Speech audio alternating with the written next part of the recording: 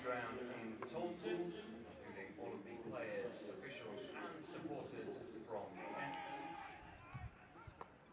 After yesterday's washout, Somerset resume their first innings on 214 for 2 from 53.2 overs. Day 3 set to get underway in half an hour's time. With these revised playing times, the first session will be from 10:30 until 12:40. Lunch will be taken between 12:40 and 1:20. The afternoon session will be between 1:20 and 3:30. Tea will be taken at 3:30 until 3:50. Evening session will be 3:50 until the close of play, scheduled to be 6 p.m. There are 104.4 overs set to be bowled on day 3. Lewis Goldsworthy and Andy Umeed are the not-out batters with 70 not out and 4 not out respectively. Scorecards have been emailed to supporters ahead of this game. 2 wickets to fall for Somerset. Tom Lammonby caught Finch, bowled Daniel Bell-Drummond for 109, and Tom Abel was caught by Tawanda Mayeye off the bowling of Arafat Huyan for 20.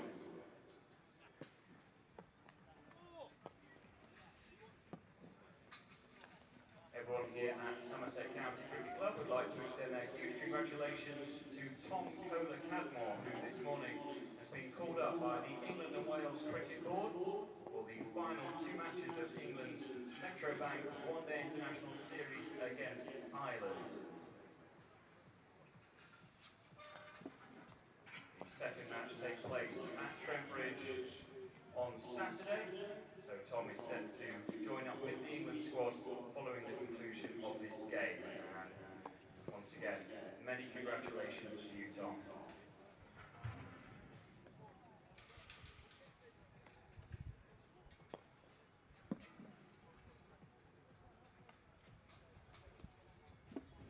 Don't forget that our ground-wide Wi-Fi network is fully operational. The Wi-Fi is completely free of charge, and to connect, all you have to do is select the option _We Are Somerset in your settings and enter a valid email address. You can also update your preferences or unsubscribe at any time.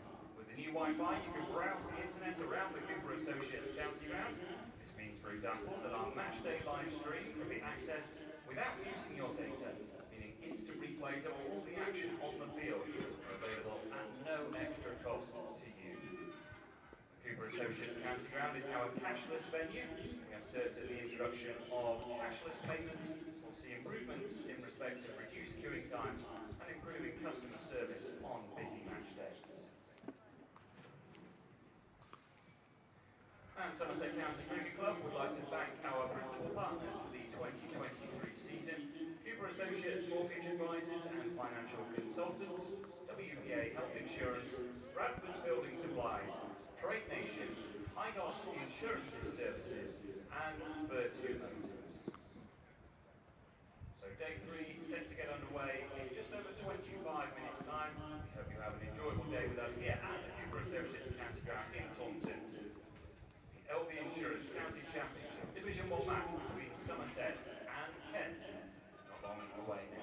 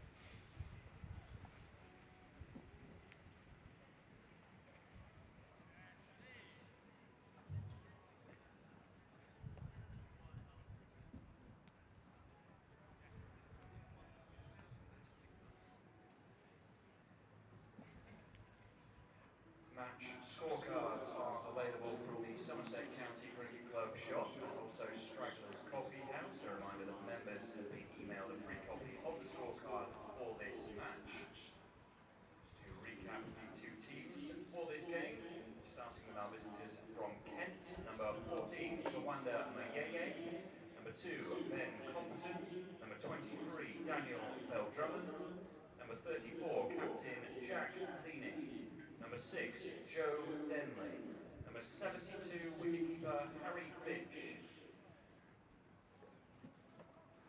number 55, Marcus O'Riordan, number 33, Joey Everson, number 26, Arafat Booyah, number 19, Jazz Singh, and number 31, Michael Hogan.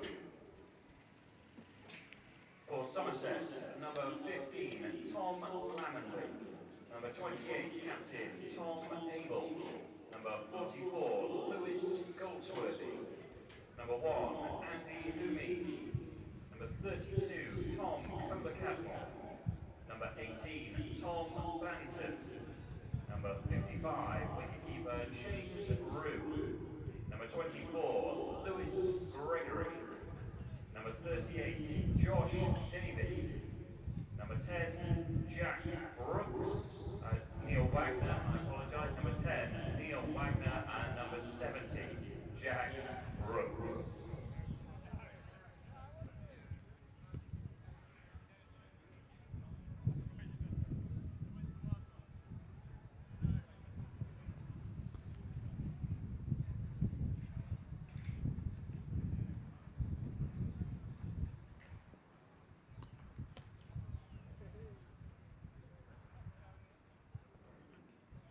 Whilst at the Cooper Associates County Ground, we kindly ask that all members and supporters adhere to our spectator code of conduct.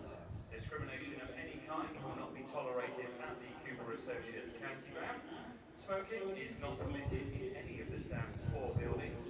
This includes e-cigarettes. Designated smoking areas are situated behind Block 5, the Somerset stand, in the 12th man area, and also in the St James Street car park. Exits to the ground are the same as the entry points, plus, in an emergency, the Joel Garner gates between the Somerset stand and the Marcus Truscothic stand will be open. In the unlikely event that any unpleasant situations should arise, please draw this to the attention of your nearest steward or text SCCC steward, that's SCCC steward, followed by your message to 66777. This will alert security and a steward will be dispatched to help. Texts are charged at your standard network rates. And finally, please help to keep the Cooper Associates County Ground clean by putting your litter in the bins and recycling at all the points possible. Thank you.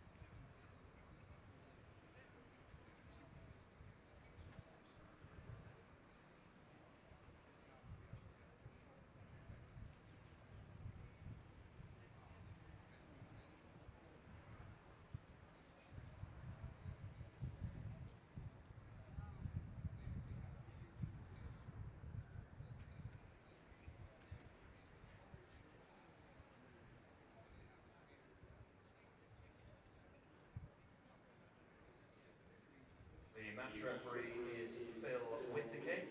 Our scorers are Lorne Hart from Kent and Polly Rhodes from Somerset. Please welcome umpires Tom Lumley and Martin Saggers.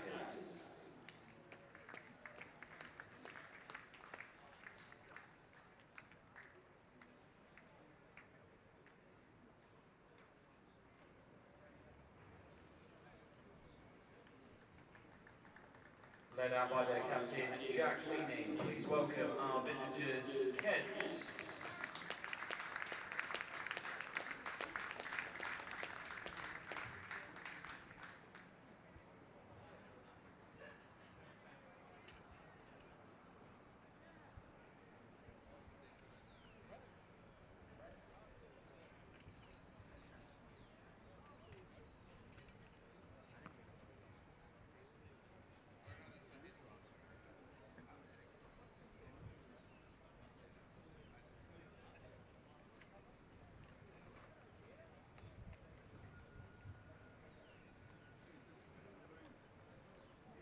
Somerset batters, Lewis Goldsworthy, 70 not out, and Eugene, 4 not out.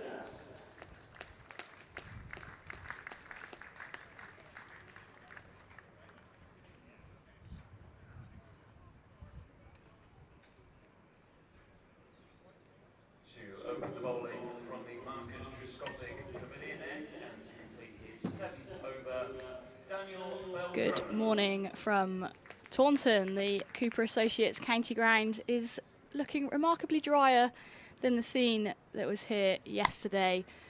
I'm Sophie Luff and I'm delighted to be joined on this early morning by Max Waller. How are you, Max? I'm good, thank you, Sophie. Morning. Morning all. Looking forward to seeing some full-day cricket. I haven't been here for a while, so I'm excited the prospect of today's play. Somerset in a great position here at 214 for 2. Yeah, brilliant batting display on day one. Unfortunately, as I mentioned, no play on Wednesday, which was yesterday. But Somerset do resume here, 214 for 2. And it's going to be Daniel Bell Drummond from the Marcus Pavilion end. Starts off with a full toss. Goldsworthy punched into the offside. Out to deep cover for 2 runs. He must have played well the first day. I wasn't here on day one, but must have played well with Tom Lammonby. Another is his first class 100 of the first 4-day 100 of the season. Lammonby, I think. Must have played brilliantly. I saw some shots on social media which looked fantastic. He was hitting the ball through the covers beautifully. Bell Drummond again then. Left alone by Goldsworthy. Did you see much of day one, Sophie? No, unfortunately I didn't. No, I was in here yesterday watching it rain most of the day, so didn't see anything yesterday either. So yeah, delighted that I'm back in the box and seeing some cricket today. It's my last stint in the commentary box for the 2023 season, and you've been roped in last minute as well, Max, so good to have you up here.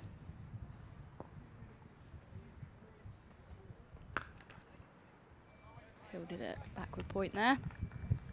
See the membership was on sale, getting promoted by the media crew yesterday. Is that right? During the rain break. We were busy packaging up the memberships. So there's a Western Storm membership for next year as well. There is a Western Storm membership for next year, which is very exciting. Things moving in the right direction, and yeah, it was great to sort of get involved. Big team effort yesterday.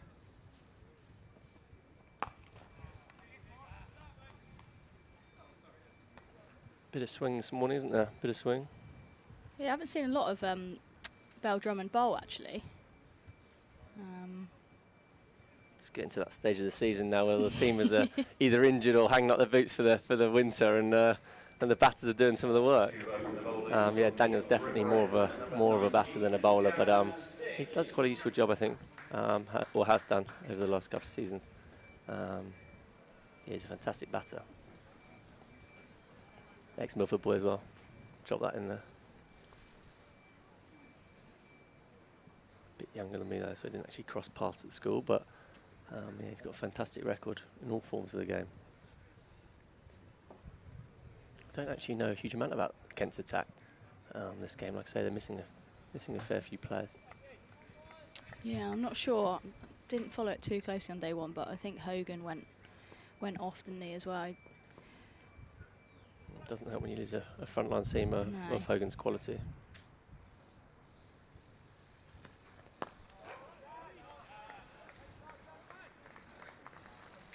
Good to see Andy Mead getting a good run in the side.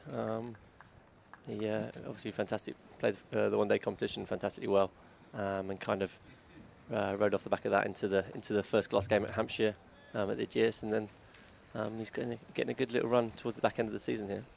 Have you seen much of him? No, just a few of the one-day games. He looked like he striking the ball really well, obviously in good form. No, I haven't really actually. He kind of went out of the game for a couple of years, didn't he? Went to was it Warwickshire, went out of the game, and then sort of came back into it and scored some runs in Somerset second team, and then got some opportunity this year and kind of taken his chance. Seems like a middle order spot. I thought he was an opening batsman originally, but he seems to have come in the middle order. Yeah, I thought he was going to open, but obviously we saw Abel go up to the top in this game, and Goldsworthy is slotted in very nicely at 3. He's still obviously at the crease at the moment as Amid faces up, defending that one back to mid-on.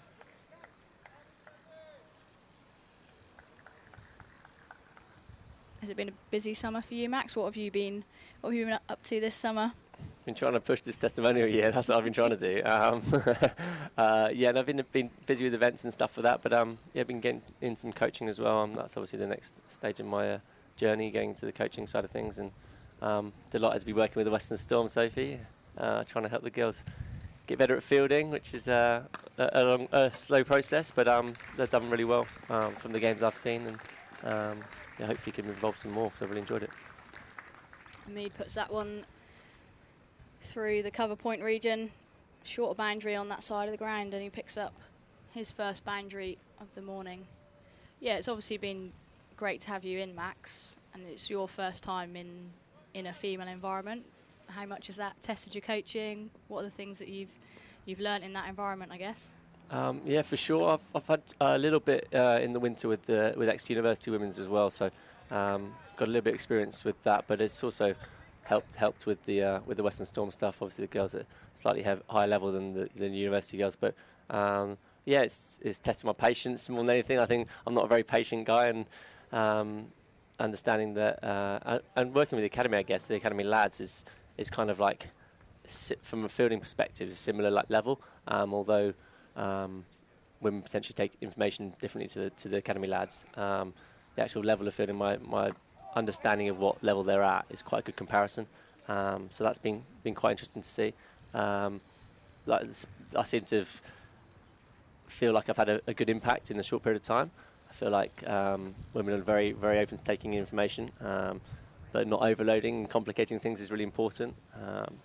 But yeah, there's lots of things to work with, and like I said, I've really enjoyed working with them, and hopefully, I can continue.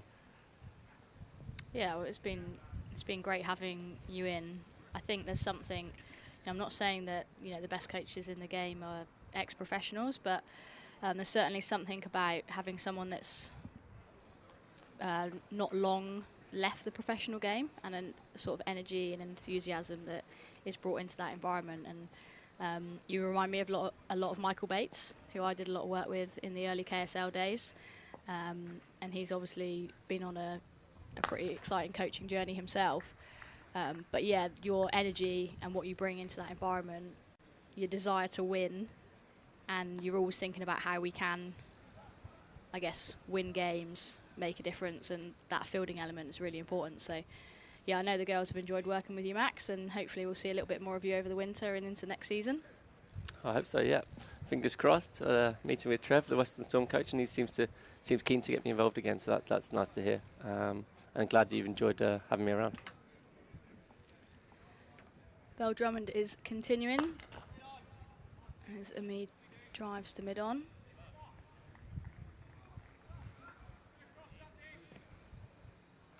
How's the season gone for you personally from a batting perspective? I saw the last few games, but how have you found it? It's always tough being a leader of a team that's potentially lost a few key players, but how have you found it?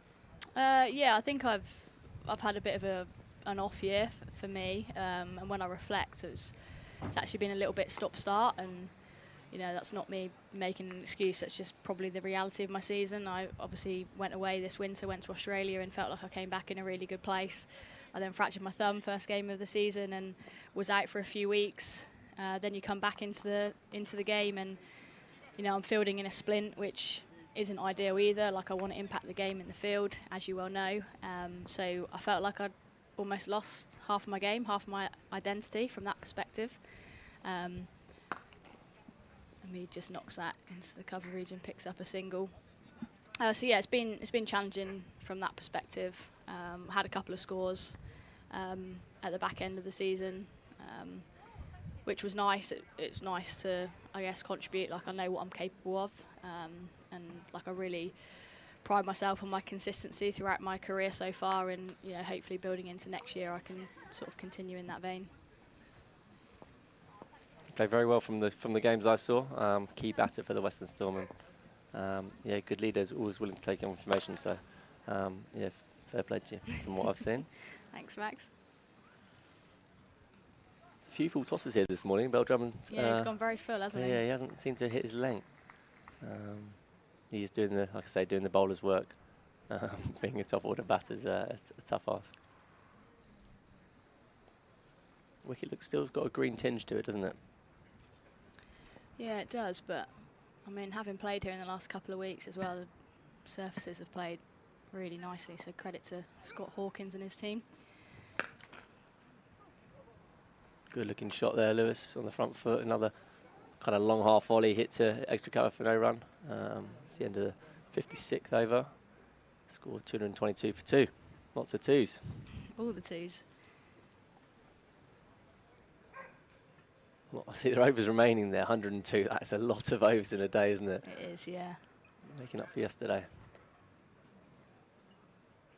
And as a player, like, how did you feel sort of September time, knowing that the season's coming to a bit of a close? Were you one that, you know, was desperate to be out there, or was that sort of always like, oh, we're nearly done here? To be fair, I think because the way that the finals day in T20 was back then, I think it was usually finals day was around the corner in September.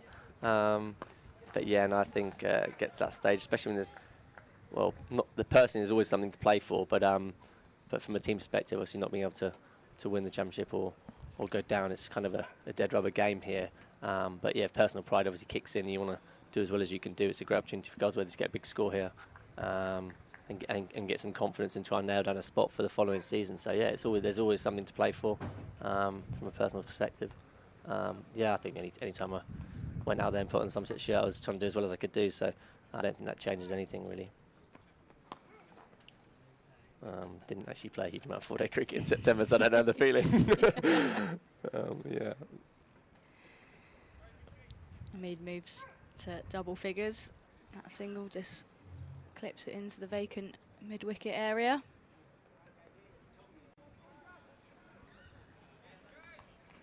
And you say you didn't play a lot of 4-day cricket. I haven't played any 4-day cricket, Max. So when you lose a day's play, what are Somerset thinking in this situation now? Are you trying to, you know, still force a result, or how do you go about things? Personally, I'd absolutely be trying to force a result here.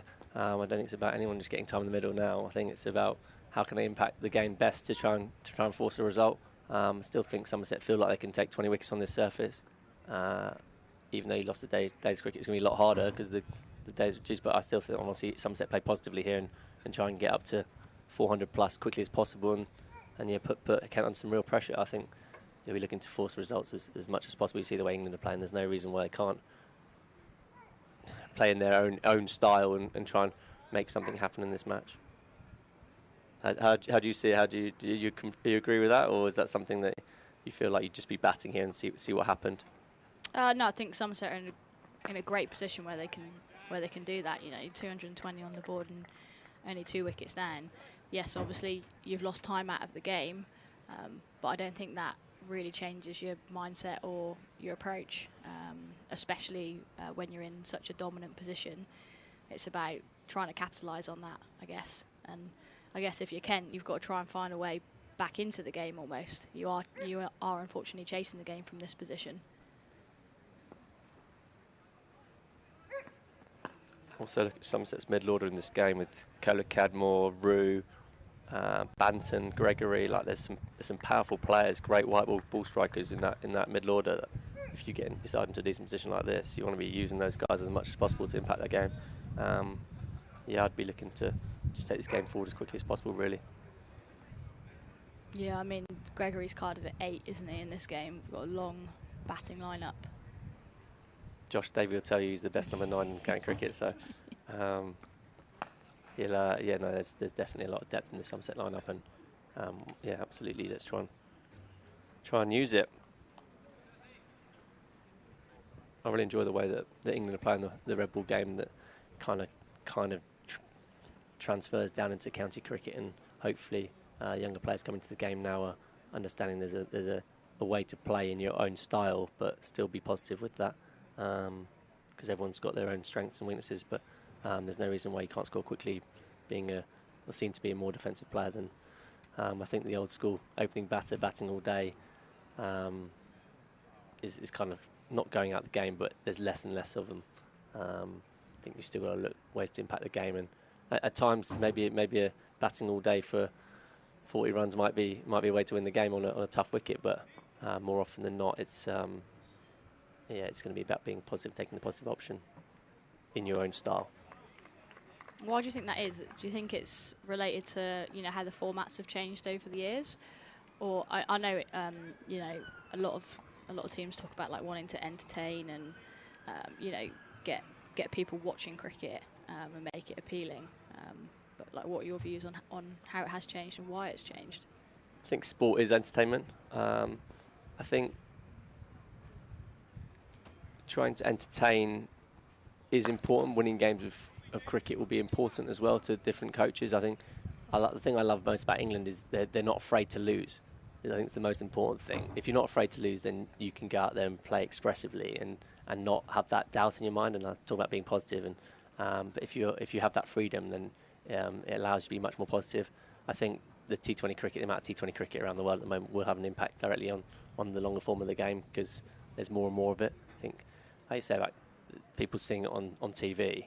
If you're watching your heroes and they're going out and being really positive, you're going to want to emulate that. If you're not seeing the longer defensive style of play as much, you're not going to be exposed to it, and then therefore won't take it on board. But I definitely think that the white ball cricket's had an impact in the longer form of the game, and I think it will continue to.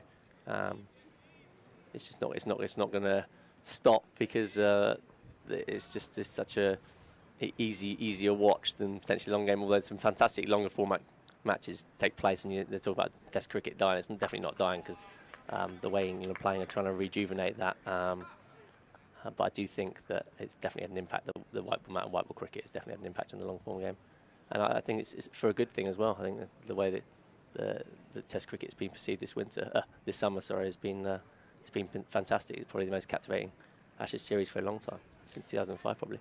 Yeah, I mean, I think if that Old Trafford Test had, not been weather affected, then the end of that series, I think it would have surpassed 2005. But I remember the 2005 series. I was 12 years old, and I guess that's when cricket was like taking off for me as well. And then you watch that, and I can remember some of those games like it was yesterday. Like some of those players as well.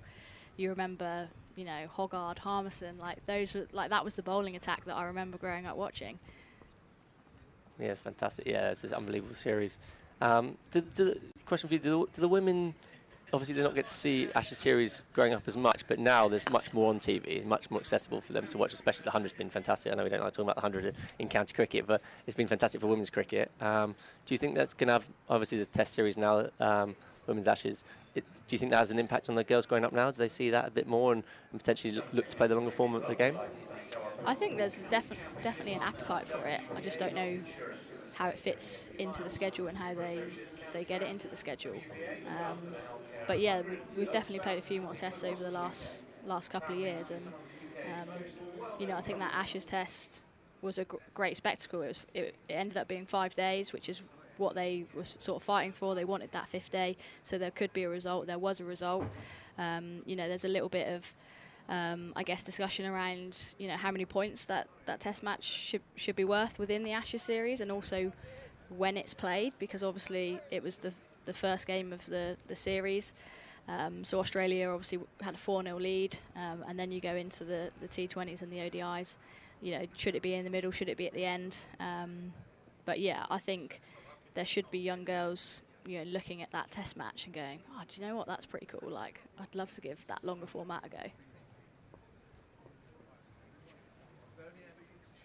It's tough when it's not backed up by much cricket within the domestic game as well. Like there's not much longer format cricket in the domestic game for women, is there? It's all 50 over and T20 stuff. So actually doesn't really translate to anything international level, which is disappointing. I'd like to see potentially, even if it's just a shortened competition throughout the middle of summer. I know you say about scheduling and things, but you need to be able to practice it to then take it into international cricket. If you're not doing it at a domestic level, it's very difficult to then produce high-level players if it's not being played. Yeah, absolutely. And I think like Fila's a great example of someone that like really found her feet in international cricket in the test arena, because her skill sets are just so well suited to that. But you don't really know. She wouldn't have really known that before. That's a brilliant shot. It's only going to pick up maybe one run there by Hamid.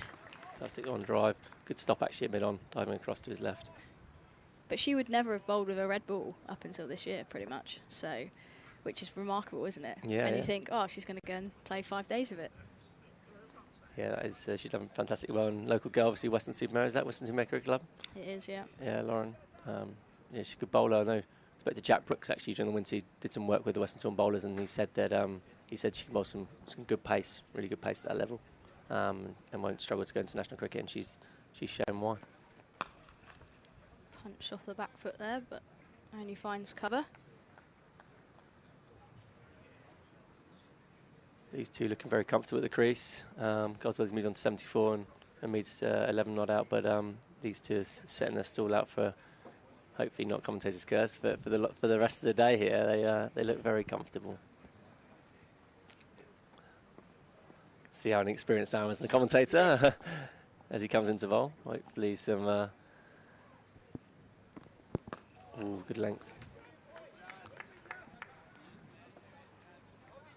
Is this Goldsworthy's second game, this 4-day game this year? Or he's played a bit more than that. He hasn't played much at all, has he? He hasn't played much. Bartlett's been batting in the middle order. Sean Dixon obviously not at the top of the order at the moment. So congratulations to Sean. He's had a young baby recently. Last week.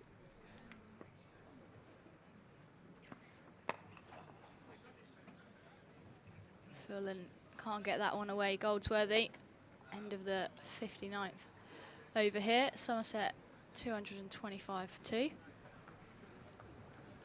I think Max will be with us for maybe one more over, and then Charlie Taylor will be coming into the box to join me. Proper commentator, Sophie. Yeah. Experienced pro. Thanks for having me on this morning. No, thanks for popping on. A little bit last minute, but always great to have your views up here, Max. Welcome anytime. Seems like every time you pop up here that you end up getting dragged in, yeah. No, I say dragged in, I enjoy it. I do enjoy it. Talking rubbish. It's going to be a change of bowler from the Marcus Trescothick Pavilion end. It's going to be number 33, Joey Everson.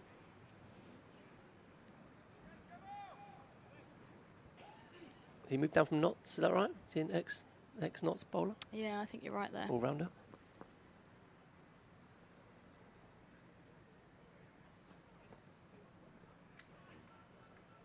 Died there, not much carry in the pitch.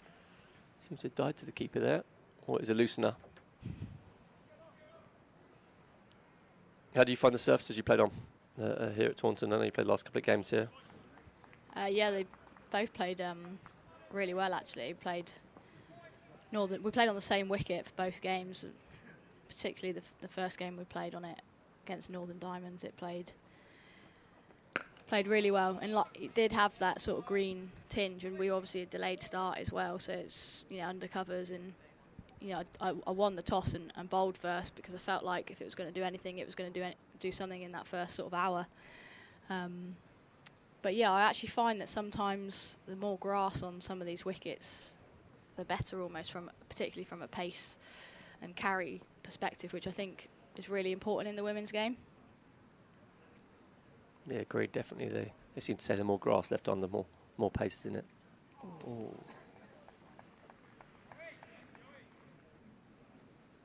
First full shot, second full shot of the morning. Hamid, big drive. Everson, bit of movement away from him, and he's gone through to the keeper. Do you see it again on the replay? Bit of swing.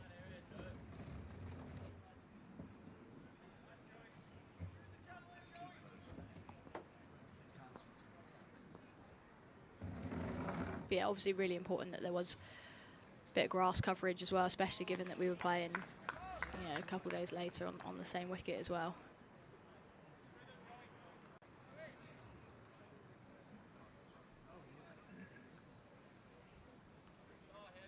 Actually, looks like there's enough in this wicket, actually, if you put it in the right area, as Everson's shown here. Last couple of balls swung and left the right-hander. Just looking at Hamid, I really like Hamid's setup. Just looks really comfortable. Don't know, it's just caught my eye. It's quite pleasing on the eyes, isn't he, Hamid? Yeah.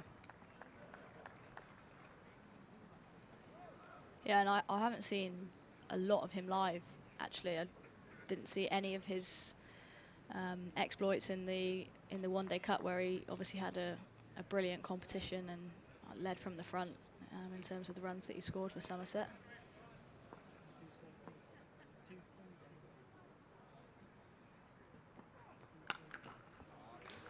It's a fantastic pull shot. Climbed onto the short ball and he's hit that through square leg for 4 runs. It's raced away to the short side. Somerset move on to 229. Thanks for having me, Soph. I'm going to shoot now, but yeah, great to see you, and we'll catch up soon. Cheers, Max. Enjoy the rest of your day. Welcome, Charlie.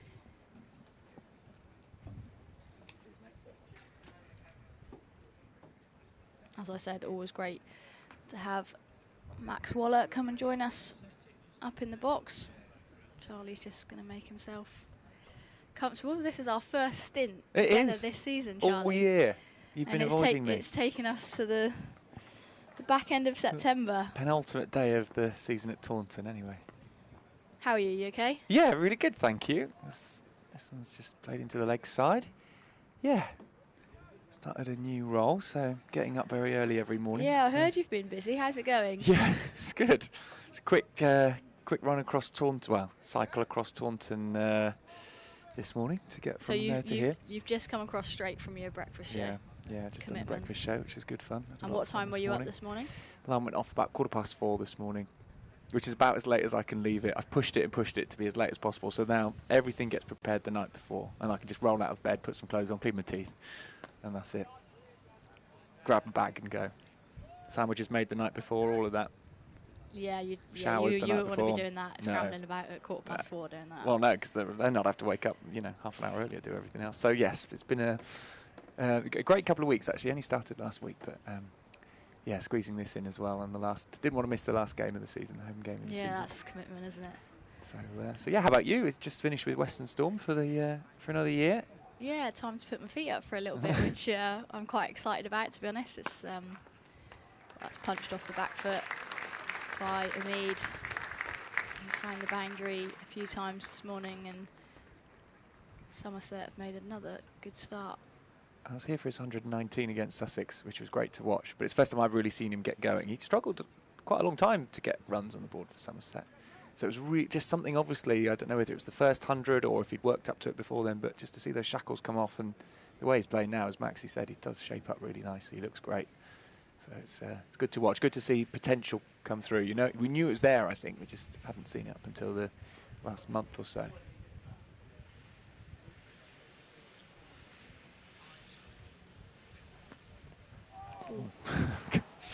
Well, it's a good leave because he's still in, but can't have been far away.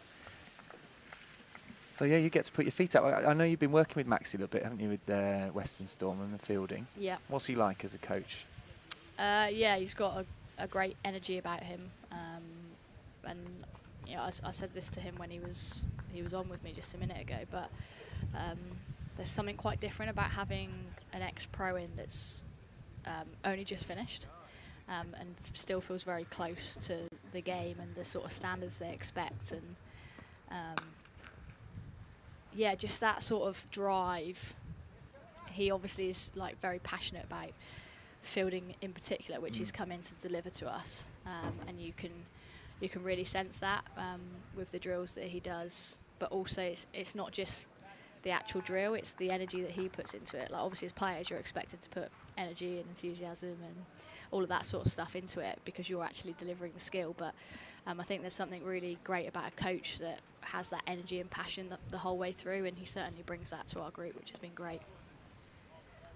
Let's fan the outside edge, might race away. I think it's going to be He's dragged it over. Tried to be pulled in, but just the momentum there, taking the ball over the rope. We're talking about enthusiasm. That's great energy on day 3, when especially there's no play tomorrow. Yesterday, sorry, in the early doors, getting a slide in. But as you say, just momentum. Yeah, it's a shame actually. I think had he got a bit more on it, probably would have been okay. The ball didn't stop enough; it kept rolling afterwards. Goldsworthy on 75, Emid on 23. Yeah, it is a short boundary that side as well, so probably is going to sort of race away there. It's probably still a bit greasy, a little bit damp out there as well, so yeah, great sliding conditions though. If you're a fielder, they're the best conditions you can get for sliding and diving all over the place. No, when I've watched you with Western Storm, you're normally quite close in, you know, within the circle. So do you get to do much of that kind of running up to the boundary, sliding, bringing it in? As captain, I guess you can put yourself where you like. Yeah, no, I'd do a few chase and retrieves, not that often. Defended there by Goldsworthy. But yeah, like I love a nice little slide and flick back. Yeah. More of a like on your side one like we saw there, as opposed to I'm not really someone that wants to dive on my front, which you see in the modern game these days. When they're following it directly. Yeah, some of the athleticism in the game now is unbelievable, isn't it? Oh, incredible. Just, it seems to get better every year. Oh, that's guided away through the vacant third, and it's going to race away. Goldsworthy picks up I think it's his first boundary of this morning actually. He's going to move to 79. Just let that one come in and guide it beautifully. Two quite different players here, haven't we, with Emid and Goldsworthy. Goldsworthy's going to nudge and nurdle it a little bit, pick out gaps like that, whereas Emid has looked to drive, he's pulled as well. Probably quite a good partnership, actually, the two of them together. I mean, Somerset will be very pleased with how things have gone since they were inserted on that lunchtime on the first day. Driven up to mid-off. It's going to be a no ball. Signalled by umpire Tom Lungley. Just looking at the table here, Kent's currently in the relegation zone. They're only 2 points behind Middlesex at the start of this round, so they'll be keeping a very close eye on what's going on at Lords, where Warwickshire are doing very well. 238 for 7 against 121 all out for Middlesex. So Kent will feel that they've got a bit of a cushion there, because Middlesex they haven't picked up any batting points. They will probably pick up 3 bowling points, but chances are they're not going to win that game. Probably a draw, maybe Warwickshire win if they can skittle Middlesex out in the next couple of days. So Kent will feel they've got a bit of time here. They don't want to lose the game and stay in and around it with Middlesex. A draw would be very useful for them, essentially, with 1 game to go. The fact that they've got quite a few injuries, Hogan limped off. Yeah, you were here on day 1, weren't you? What happened to him? He stopped halfway through an over, clutching his side of his hamstring, and he had his hand on his head as he left the field. He didn't look like a particularly happy man. He's not come back in today. So Kent already were quite short on bowlers. They're now even shorter in the middle of this match. So what they won't want to do is risk more injury.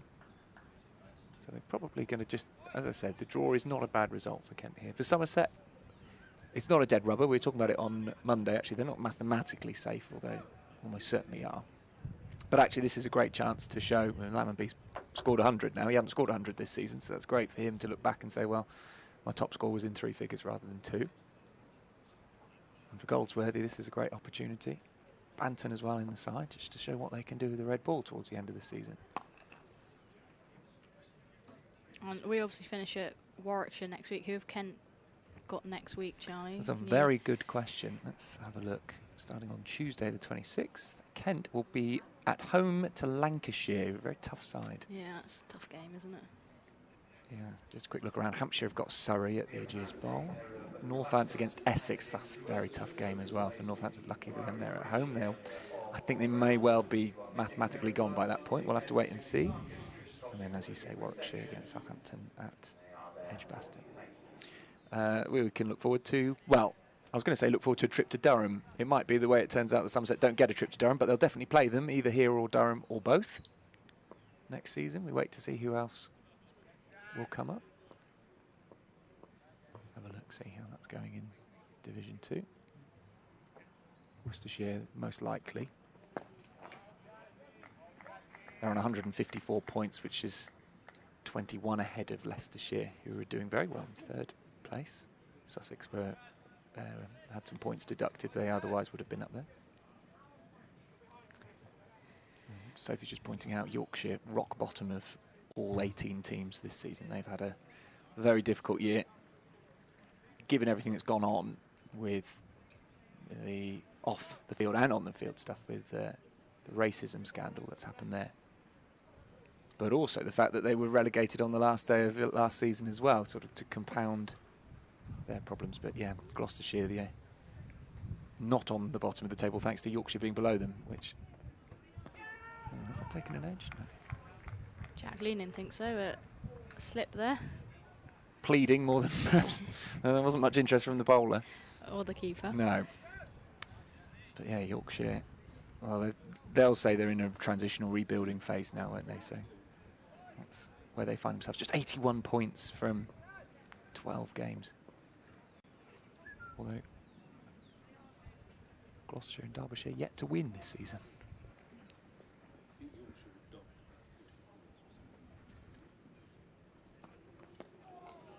Squares a made up. It's a single right to deep backward point. Vic very rightly points out they have been docked points, so that's why they find themselves down there, despite the 2 wins compared to Gloucestershire and Derbyshire's none. So they have, it's a false position, but even then with the add-on, it's not a particularly good season. Yeah, I wonder if you know, Durham is a very, very long way away. You'd be thinking, oh, couldn't one of the other teams a bit closer get promoted? I remember there seemed to be about 2 or 3 seasons in a row. This would have been around maybe 2012, 2013, 14, that era. It seemed to be that Somerset had Durham away as the first game of the season. It was at least 2 or 3 in a row, I'm sure. Where you're talking about early April at Chesterley Street, longest away trip of the season.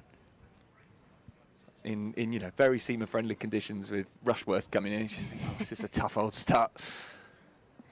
Paul Collingwood's still around in that era as well. Oh, he's bowled. Has he hit? It's a no ball. It's a no ball. Now what? I reckon he's got to have chopped that off. I think he's hit. What's he done? There's been a couple today actually where Goldsworth it's been really full and he's struggled to get underneath it at all. But let's see what happened here. Chasing it out towards the boundary there, the camera operator. Oh, it's all Was going it his on. bat? Is it? I think it's his bat which has hit the. Oh my goodness, his bat's broken. Is it? I think the shoulder. Is it the shoulder of his bat? The bottom of his bat's come off, So and you it's hit think the that's stumps. what's hit? I think the hit the bat. stump? I think a bit of the bat has hit the bails here. Watch, there's a big chunk of wood comes off his bat and hits the bails.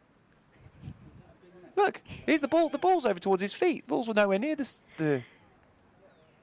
So did it? If that hadn't been a no ball, well, now I'm beginning to wonder: did a bail definitely come off, or was I looking at the bottom with the bottom edge of his bat? No, he definitely got bowled. I didn't thought a bail came off, Yeah. but now I'm beginning to wonder No, whether I was just watching the bottom of his mean- bat. Let's have a look. Here we go. This will tell us. The bat comes up. Yeah, look, bail off. Hit bail off. hit wicket. It's hit wicket, even though it's a bit of his bat. I've never seen that before. Look at that. Look at a great big bit of his bat's gone off. Well, he's lucky it's a no ball. Yeah, I'm at.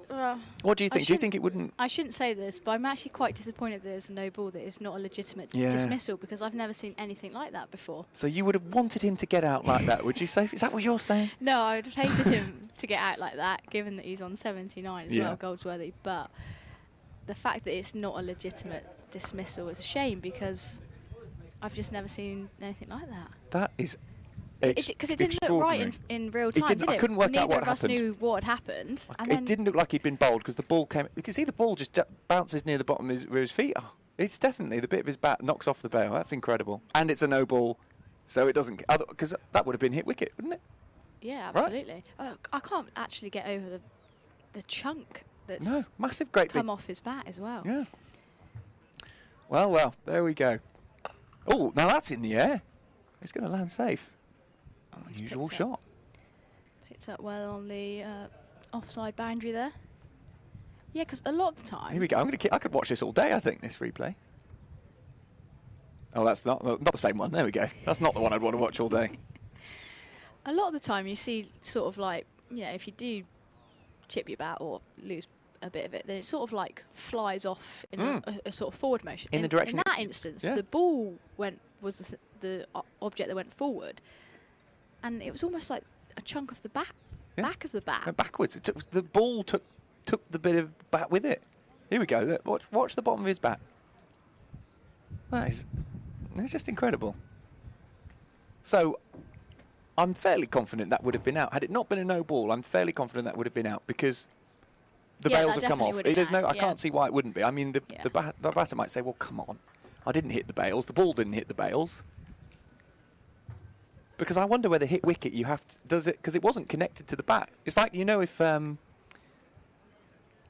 if the ball's connected to you when you take a catch outside the boundary, it has to kind of be. That's why players sort of jump and bring it in, is because it's Yeah. not touching. So if the bat isn't touching the player because it's separate to the bat, I don't know. I'd love to, if there's someone who could definitely give us a thought on that.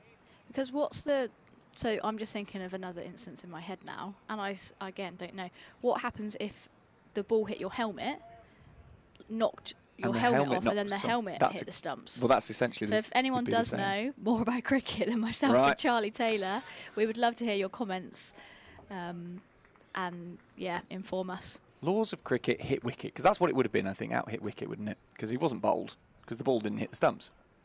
Right? Here we go. MCC, hit wicket law. I shall read and digest. You can describe the action for a moment, and I'll Okay. try and get to the bottom of this. Somerset just one shy of the 250 mark here. The sun is finding its way out here at the Cooper Associates County Ground. There's a fair few spectators in, a lot more, shall I say, than yesterday, where it just didn't look like any chance of play from the moment we got in. As Amid drives, but only to cover. Everson into his 15th over here. Wicketless at the moment. Well, here is a bit which the batter might have fought his case with. Had it been given out. Luckily, this is all hypothetical. So the striker is out. Hit wicket if, after the bowler has entered the delivery stride and while the ball is in play, his or her wicket is broken by either the striker's bat or person, as described in some other laws, which I'll have a look at in a minute to see if it says about what happens when a bat snaps in half. In the course of any action taken by him or her in preparing to receive or in receiving a delivery. I guess it's in the act of receiving the delivery, isn't it? Because he's playing the ball. And it says no attempt is made to play it. Well, he was definitely attempting to play it. I've actually just had a message from my general manager at London Spirit, Fraser Stewart. Perfect. He's obviously Fraser. listening. We Fraser, need you. good morning to you. He's just messaged me with the laws, and he just says it's out. It's out. We thought it probably. I just wondered whether there was, because the batter might say, "Well, how was I supposed to know my bat was going to break in half? I didn't step on it. I didn't hit it in my, Very interesting. Well, I'd never even considered that as a possibility. No. Except for it's not out because it was a no ball. Yeah, I know. So we've just spent the last 15 minutes discussing it, but it was not out. Now I know what to say next time it happens, Sophie. Yeah, when you see that happen again, which I'm sure we'll see frequently in the game. Next ball, yeah.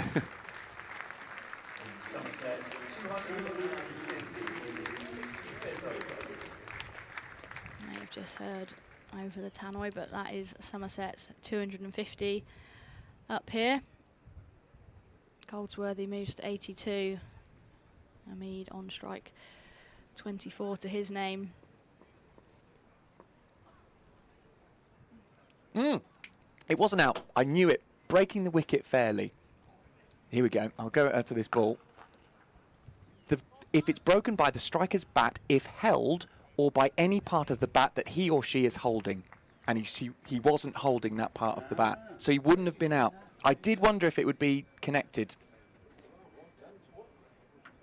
Breaking the wicket fairly only if it's done by the bat that he or she is holding, or by any part of the bat that is being held, which obviously that lump at the end was not. I should have been a lawyer, says Vic. No, I definitely shouldn't have been a lawyer. It was well beyond me. I'm going to keep reading. I'm going to keep reading in case there's anything that says, actually... Oh, hang on. Vic, he's gone off to tell everyone now. For the purpose of this law only, by the striker's bat not in hand, or by any part of the bat which has become detached. Oh, hang on. Vic. The wicket is broken fairly if a bail is completely removed from the top of the stumps by the striker's bat if held, or by any part of the bat that he or she was holding. For the purpose of this law, only by the striker's bat not in hand, or by any part of the bat which has become detached. So they have written it in. So it is out. Oh, what a roller coaster. Yeah. I'm glad Fraser was right. So we've obviously looked this up. No, he's out. Vic's come back in. I know you're going to have to go back in there. You jumped the gun, Vic. It says, Law 29.2.1.3. For the purpose of this law only, by the striker's bat not in hand, or by any part of the bat which has become detached. If they hit the wicket, they are out. You go back, break the bad news. But I don't understand why there's two... Yeah, I don't understand why they put that in two separate rules. So it says if the bat is held, or if the bat is not held. So why not just say the bat? Held or unheld? It does seem a bit odd. The laws are, in my opinion, very complicated. We've obviously got some technology up here which allows us to research this. People in the game that know us have been messaging us to say what the situation is. I want to know, if that happens in a game, does the umpire actually know what's gone on? What's gone on? Or do they have to come together, have a conversation? Like, do they have to get their little laws book out? Like, because there's a lot of stuff that they need to remember. Do they know every instance? The laws are incredibly complicated and long. And how they know all that. Just in answer to your comment, now I'm looking in the laws. I love the laws. The person is out by the striker's person, or by any part, if the stumps are broken by the striker's person or by any part of his or her clothing, or equipment becoming detached from his or her person. However, any detached equipment shall not include the striker's protective helmet or any part thereof. So if it's the helmet or the bits which protect the back of the neck, that is not out. So there we go. We've made it much less clear, I think, now, after all of that. And after all that, 65 overs have been bowled here. Somerset, 254 for 2. Well, it's lucky it wasn't tons of action going on the pitch, because I've been very distracted by all of this. Yeah, but it gives us something to talk about, doesn't it? Like, I do think, sometimes there are moments in cricket where you think, God, I haven't seen that before. There we go. What a bizarre rule. And funny that it's been written in, so obviously it's happened. And someone said, well, there's no law for this, so we need to write this in. So just to recap, the key bit is as this ball comes in. Nice little angling shot towards the third area as the chase on.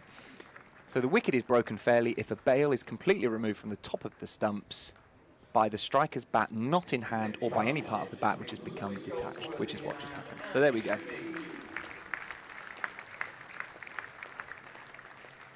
So that, for anyone interested, is Law 29.2.1.3. You know it well, Sophie, don't you? Of course, as a captain, you've got them all logged in your brain. Yeah.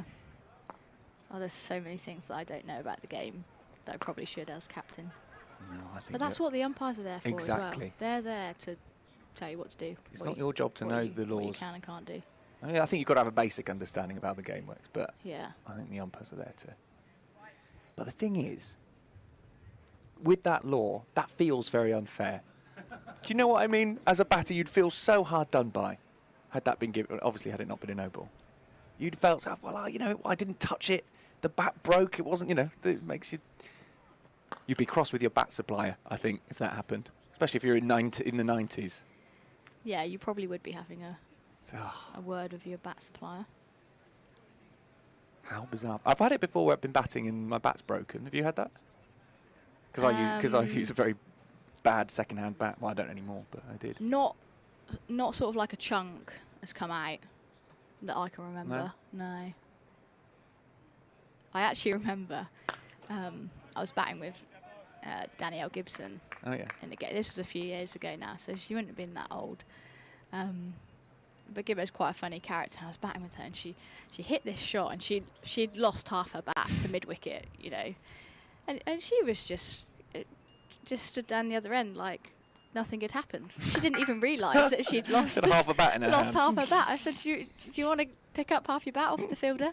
Oh, I better change that, hadn't I? Yes, you better. Funny. Yeah. How funny you not know. It's half the weight before you think, oh, I've got stronger. This bat Yeah. doesn't feel quite so heavy in my hands anymore. Yeah, no, I typically good shot of mine. Managed to get it right on the shoulder of the bat.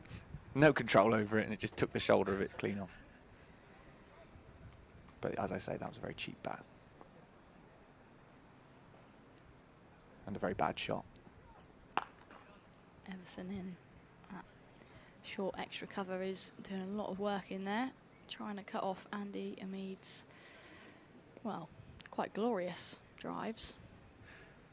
I feel much more clued up about the hit wicket law now. I feel like if it's going to happen, I'm on it. Yeah, you'd know it off by heart Yeah. now, wouldn't you? I would. Yeah. I do think that Goldsworthy, that could have been something which changed the laws of the game there when that happened. Goldsworthy could have gone up to the MCC and said, come on, I didn't have anything to do with that. I played a good defensive shot. I'm He not hit the sure. ball, I'm yeah. not. You don't think it was a good defensive shot? He hit the ball because it was the ball that ripped the Yeah, bat in true. half.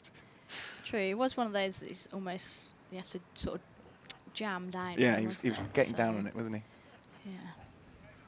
There we go. Right, anyway, let's draw a line under it. He wasn't out. There hasn't been a wicket. It's 257 for 2. And we now know that if your bat splits in half and it hits the wicket, you're out. Assuming it's not a no ball. Yeah, there's been a few no balls this morning. Of which Goldsworthy, who's still on 86, will be very relieved about. Yeah. As you say, collectors of the game will be less because they want to collect all the different types of ways to get out. Oh, he's had to jam down on that one hard as well. You know, they won't be able to say, I was there when Lewis Goldsworthy's bat snapped. And Yeah, would have been a good, you know, what happened. yeah, what yeah, it happens would have been. Oh, next. no, question of Yeah, sport could have been yeah. perfect, couldn't it? What happens next? Did you ever do question of sport in your years, Vic? No? He's been an artser, he says. He's never been on it. I think he'd be a great contestant on that. See if we can get him signed up.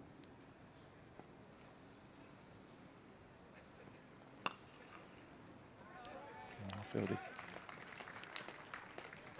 Got down quickly there.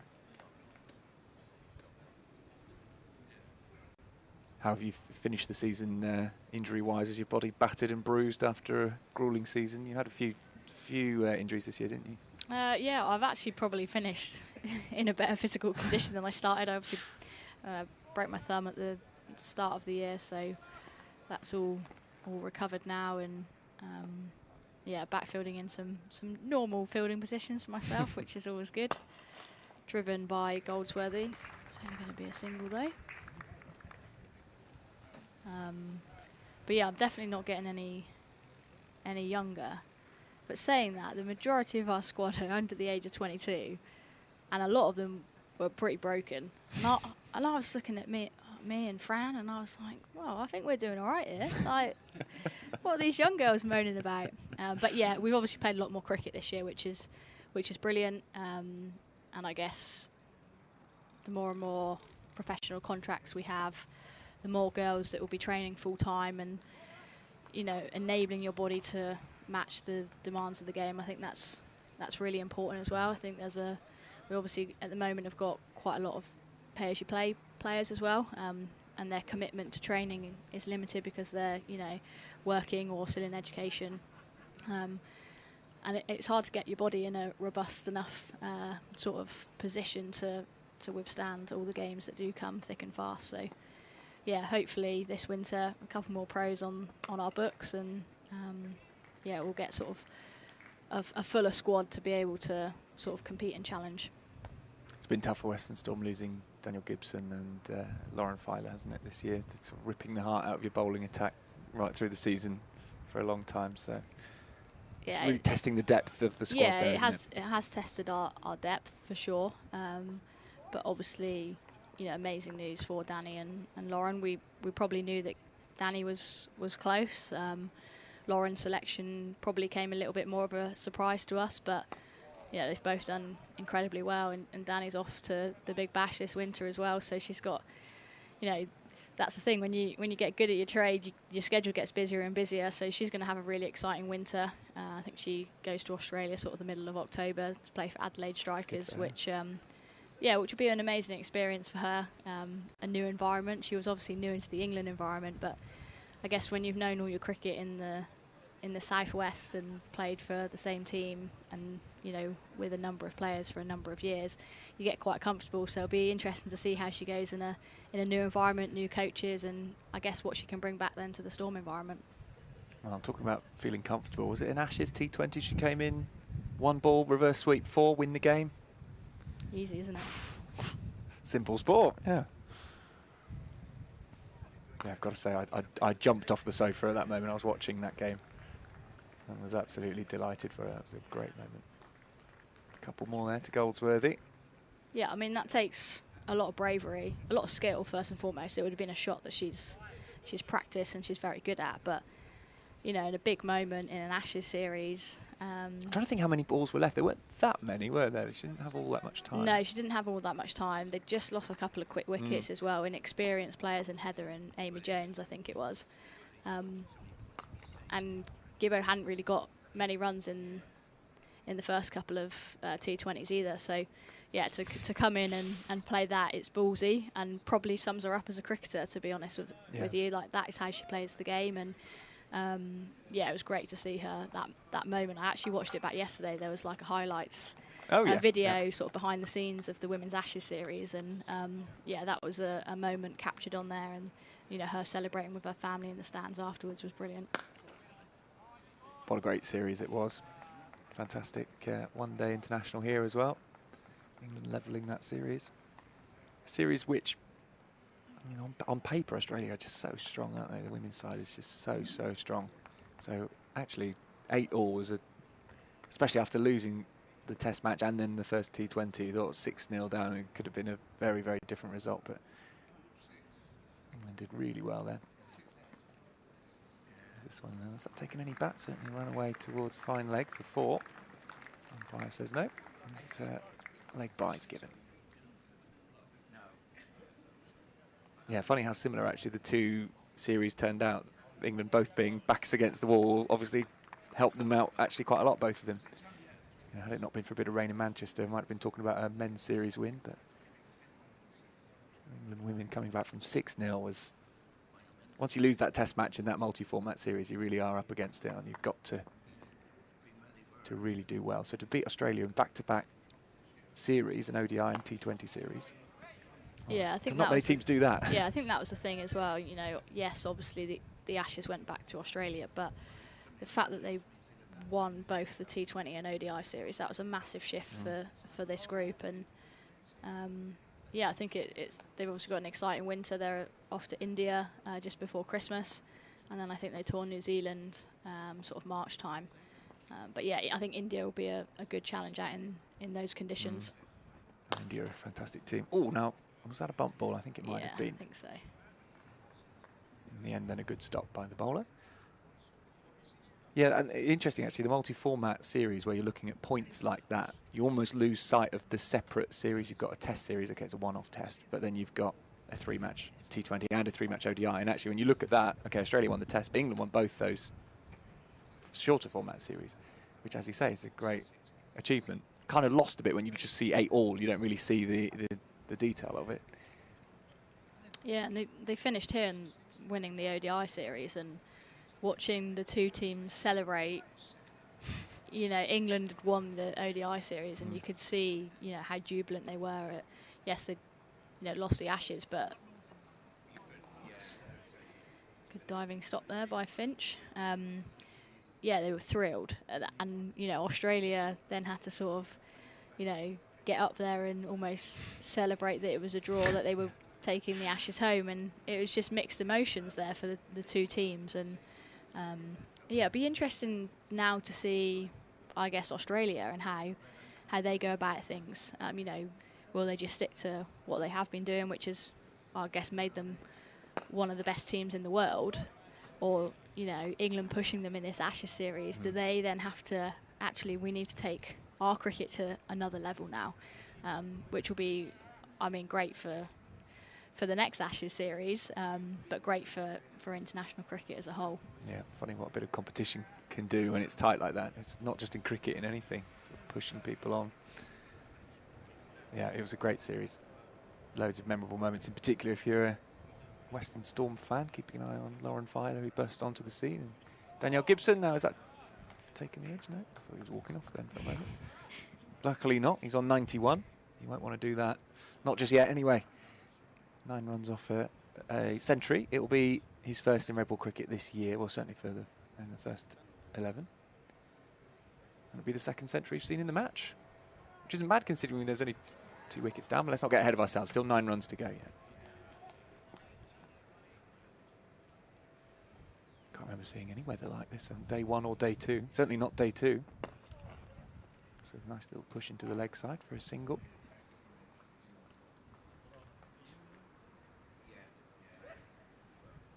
Yeah, these two have looked, again, Max said it earlier, probably commentator's curse, but, you know, really assured this morning, you know, really clinical in how they wanted to go about things, and they've probably complemented each other really nicely at the crease as well. And yeah, Mead's moved to 26, and Goldsworthy's just accumulated one added to his overnight score.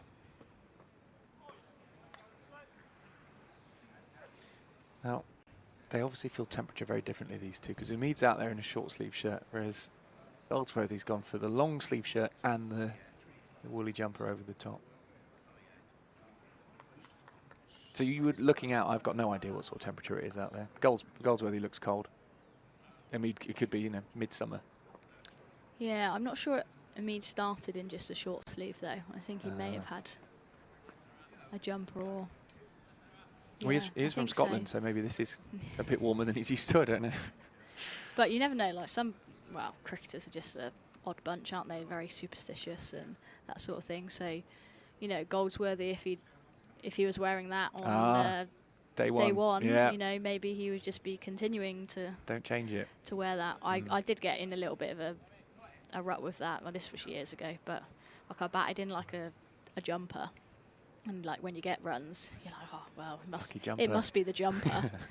So then you know, couldn't possibly be your skill. Hottest day of the year, and then you're like, yeah, just get the jumper on. Yeah, well, that was a great story when Ben Stokes hit that Headingley incredible innings, 135 overs with Jack Leach to win that match. And he was wearing Jack Leach's box because he'd worn it on the match before where he'd hit a century. And so he said to Jack, I'm really sorry, but you're going to need a new box because I'm keeping this one. Which...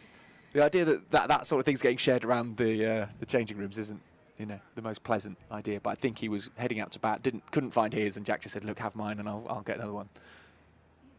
And so yeah, so then the next match he was wearing Jack Leach's box. A hero in more ways than one. Exactly. Jack Leach. Exactly. It was a great story.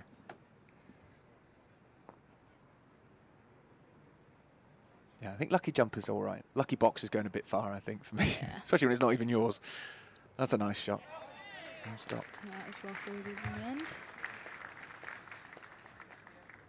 Tell you what, that's one thing about fielding in a ring this time of year. There's a lot of wicket ends out there. You've got cuts on your elbows, and actually, did you tend to wear still a strapping? I know Sophia Smale always wears the strapping on her elbow Smaley across her always wears arms. the tubey grips. I did actually put some on in the last game here. Don't really like fielding in a long sleeve. That one's just edged out to point. Goldsworthy moves to 93. Whereas like Fran, she will, you know, She's always long sleeve, it could be isn't she? 40 degrees and she would be long sleeve in the field. Yeah, I'm with you. Even not got my jumpers rolled up. The sleeves. The problem is I've got very long arms, and so very rarely does a jumper or a top actually fit me well enough that the sleeves reach where they should do. They're normally sort of halfway up my wrists. So easy just to roll it up. That would be what annoys me. I think I've got 2 jumpers where they actually fit, and I love it. Like, for once, I can enjoy long sleeves. You don't know what you're missing in life when your arms are too long. Basically, Mr. Tickle.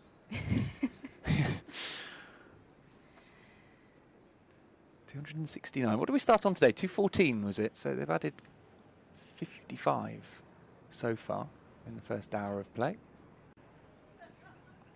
Yeah, speaking of the first hour, after this over, I'll be handing over to the legend that is Vic Marks.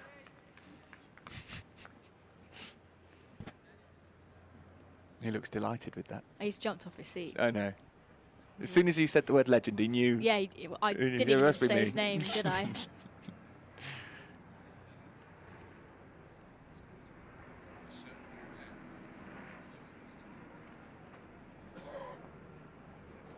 Helicopter coming across quite low over the ground.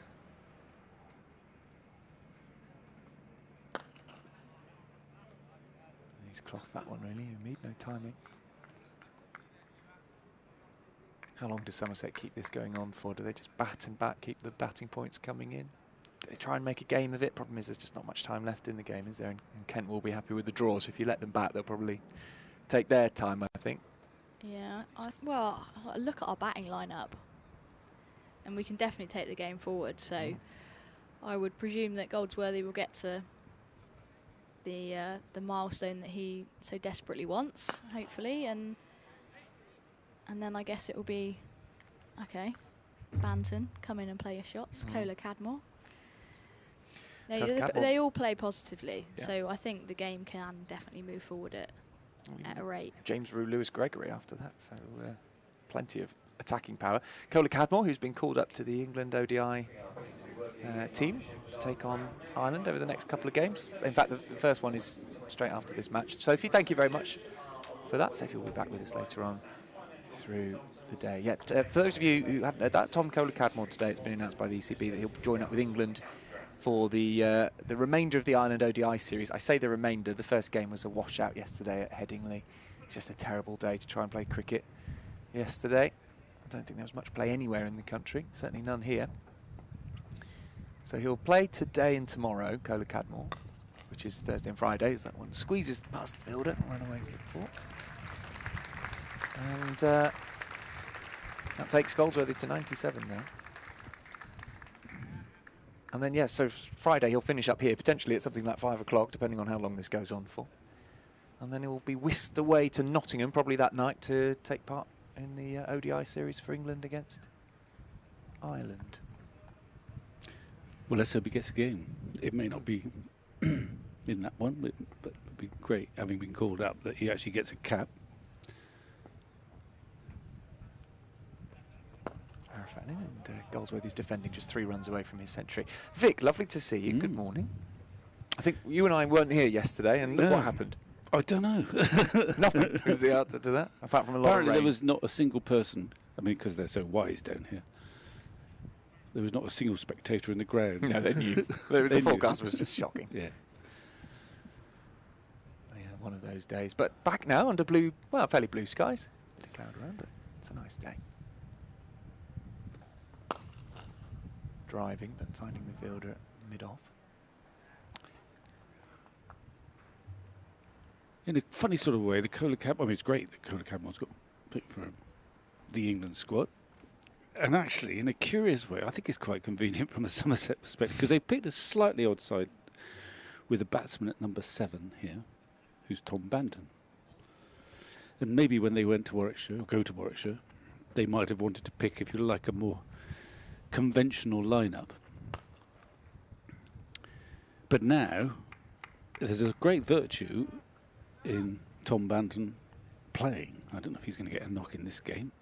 He might well do, but he might not. But it'd be good for him and for the club to get Tom Banton back in the red ball scene, and especially good if he scores some runs. I mean, these runs, we are experiencing a kind of end of season sort of feel to this match, I guess. But there's a lot to be gained for both the team, but also the two guys out there batting who've not played much first team cricket this year. This is Goldsworthy's first knock, first match. Andy Umeed's come in, played a couple of games, did quite well in the last one, and is wanting to make his mark. Tom Banton likewise. There's every reason to think, well, hang on a minute, I can play this red ball game as well as the white ball one. So there is quite a lot to be gained. And we were talking how, you you get to the end of the season. I mean, in years gone by, it was probably even more futile. You're 11th in the championship. There's no promotion or relegation. Tiny bit of win money. And, you want to win. But there's not a great deal of impetus. There's a bit more going on now, especially with promotion relegation. But I don't think Somerset are involved in that anymore now. And the notion was, right, these last couple of games, let's treat it like the start of next season and build from here. And there's signs of that happening. And signs of a few quandaries for the selectors to say, hang on a minute, well, what is our best lineup? Namambi's got his 100. Goldsworthy's going to get close to 100. He only needs 3 more. He might get another 3, let's hope so. Umeed is looking the part.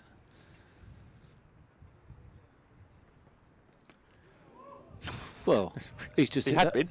Well, I quite like that in a curious sort of way. Because I don't know how he's got it there. He's nicked it. There's no slip.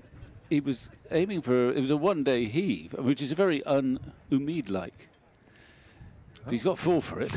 But he waltzed down the pitch. His reputation is meant to be that he's an old-fashioned run accumulator.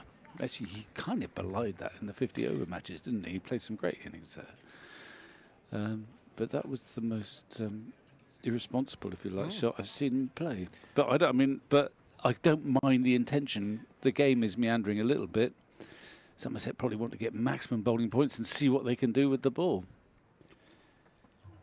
That's a better shot, but don't go for any runs, you see that one. Well, nothing. So which one's the better shot? Well, it was a bit... I tell you, it reminded me, it was Tom Kohler-Cadmore, having just spoken about it, the way he charged down the pitch there. Something that we're kind of conditioned to Tom Kohler-Cadmore doing it, but not Andy Umeed. Yeah, absolutely. Well, it'd be so I quite like the fact that he tried it, really, in a curious way. Well, who's the one getting called up for England? Is the one who charges down the pitch like that? Well, the question for me is Tom Kohler-Cadmore's been put into this 50-over squad, but how long ago did he last play 50-over cricket? That's the question. It is a different game to T20s. I realise they play it in a similar way, as there'll be a throw at the stumps here, but they're pretty safe, as Umeed picks up a single. It is. I mean, you've got more time to bat. You want to aim to bat to get in for 30, 40 overs in a 50-over match. But you're right. The top players don't get any chance to play 50-over cricket at all. Gus Atkinson, who's just been called up for the World Cup by England, has played 2 50-over games in his life. Such is the vagaries of the domestic structure. This is the tournament, of course, that we're all trying to win, and England hold the 50-over tournament. Well, it's considered the World Cup of cricket. I know there's several World Cups now, but that's the one, isn't it? The 50-over one, sort of the one that's got the greatest prestige about it. I think the players, they will say, 20 overs, 50 overs, we don't need to practice it. But they have a reason to say that, because all the money's in 20-over cricket. It's a bit of a chore to play 50 overs. Not all the players, but some of the players, the top players. Oh, he's just nicked another one. He's got it even finer. gone for 4 again. It's gone for 4 again. Well, he's got 9 runs in this over, and 8 have been off the outside edge. But he won't worry about that. Daniel Bell Drummond. Speaking about 50 over cricket, it caught me out a little bit as well. Obviously, England are now warming up for the World Cup, so suddenly we're playing loads of ODIs, which we haven't been playing recently. And it sort of caught me out how long the game, because they don't seem to come around quite so often. No. These international ODIs. I mean, we don't watch as 50 Well, over I think it cricket. is true that the modern player, and it used to be true of the press corps actually, are not that enamoured. But particularly the modern player with his eyes set on the franchise, they want the franchise gigs. Understandably, I would have done if I were in their shoes. I think the spectators, it's another no ball, an uneventful no ball this time. The spectators like a 50 over game. You know, it's a full day's play and you get a different sort of pattern to it. We've seen, even this summer at Taunton, I know they've been so starved of cricket that they can go and watch anything. But for the 50 over matches, you've probably been here quite a lot. And, you know, there's 4,000 or 5,000 people here, which is more than you'd expect. Well, it's a lovely atmosphere, actually. And it's and you can see it you can see a different range of skills too, because there is scope for, let's say, an Andy Umeed who flourished, but to play in quite a traditional way for a while and then open out and in a mostly orthodox manner get his runs, and lots of them. Did him good too. I think when he came to us, it was as, you know, we need someone at the top of the order who can just stay in there for heaven's sake. But he seems to have blossomed by playing 50 over cricket, where there is scope to build an innings, but once you've laid the foundation, there is the need to expand and show what shots you can play, and he's done that wonderfully. Well, as you say, it's probably... So I like 50 over cricket, and when it comes to the World Cup, all these one-day games, what really matters is, does it matter? Does it feel like it matters? So it really felt when Somerset went to Edgbaston, knockout. And for finals day. Finals day. Yeah, fantastic. It matters. And once you get to the World Cup, especially in the latter stages of World Cup, it might be a dour-looking game when 220 is being defended, but it's suddenly very difficult to get there. That's a great game of cricket, because it matters who wins. That's the crunch. Not really how many runs are scored. Well, and you can apply that to the new tournament and say, well, does it matter? And the answer is generally no. Not really. Not to us, anyway. No, well, not to us, and then we'll be into something, but actually, as a whole... Yeah, that's the flaw. Not particularly, yeah. But absolutely, I think 50 over cricket, as you say, it brings in all the skills. You can get supremely exciting innings, like Ben Stokes, 100 and whatever it was, 82, was it, something like that, against New Zealand. It was fantastic, and it gave him extra time, where in a T20 perhaps you'd run out of overs, but actually it gave him all that time. He kept smashing runs. It's a brilliant innings. But also it brings you, the bowlers can get on top of batters. It's a nice little flick. Could be the 2, not just the 1. Bell Drummond does well. So he's on 99 now, Goldsworthy. I think the best one-day game I witnessed, possibly, was a World Cup 1999 in England. Australia against South Africa. I was going to say, it definitely didn't include England then, if it was... No, it didn't include England. Australia against South Africa, semi-final at Edgbaston. Oh, yes, yeah.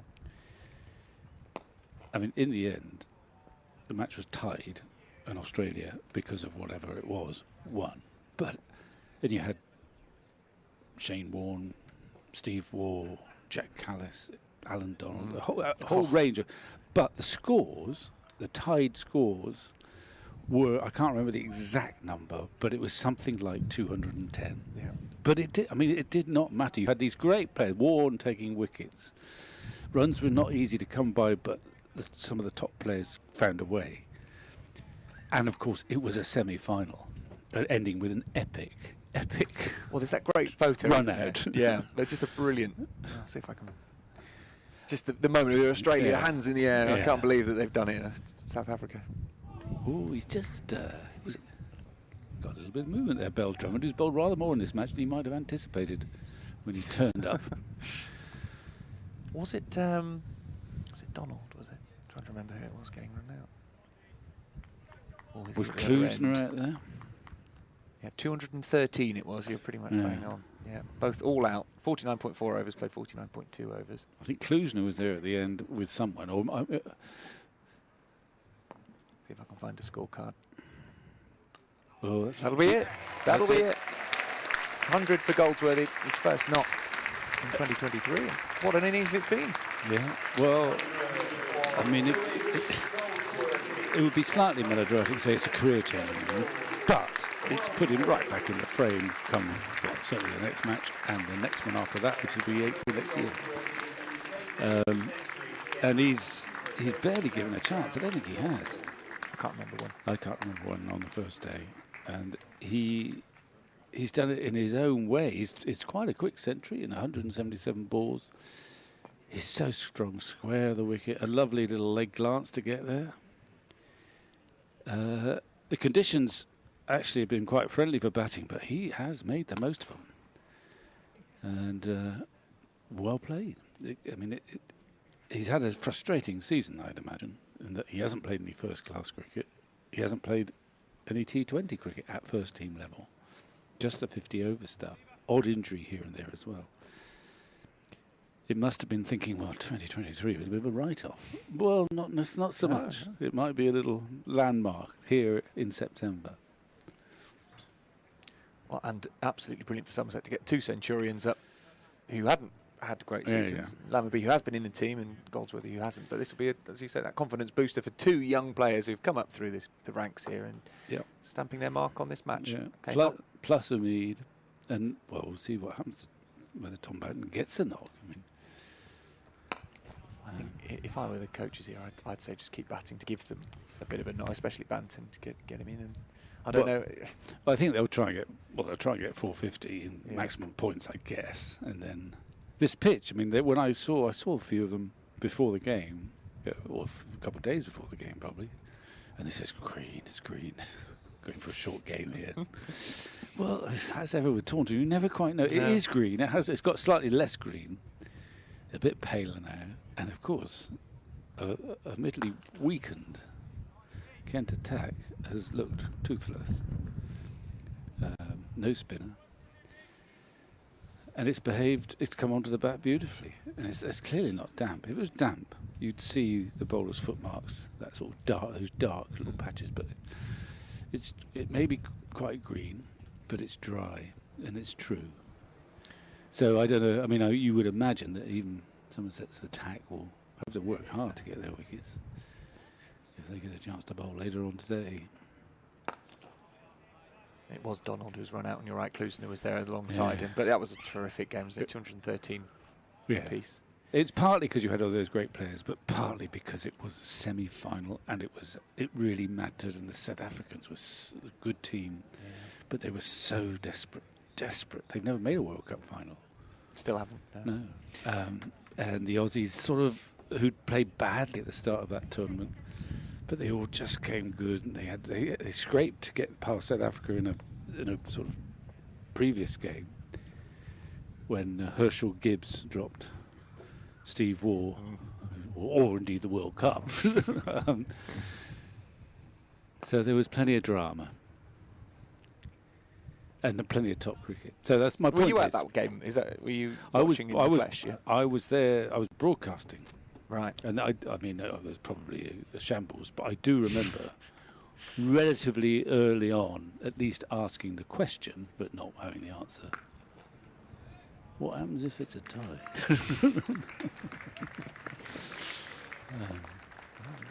There's a 6 there. That's a big hit. It's a big boundary out there today, and Umeed, well, he's not just a blocker, is he? When he's playing with such assurance, he's come down the pitch, pull drive, and that's gone, I don't know, 80 yards. It's a proper 6, that. I think his first ambition is to get into the championship side, but maybe making a plea for the one-day team as well. Why not? The field's spread now. Leanings off breaks. Not regular fare when you play Kent. He's captain. Things aren't going frightfully well. He's going to have to take some of the burden. Well, it's tough as a captain, isn't it, when one of your strike bowlers hobbles off. Yeah. Already up against it. In hindsight, you've picked the wrong team. Not him, just him. It'll be the. I mean, you could understand why they thought, "Oh, this is green. This is going to be a seamless game." That's another bonus point for Somerset. 300 for 2. Who'd have thought it? Fantastic scoreline. Yeah, it doesn't quite tell the whole story, but it's a great scoreline. Somerset should be pleased with the way they've played this, especially after losing the toss. Yeah, I mean, they would have bowled.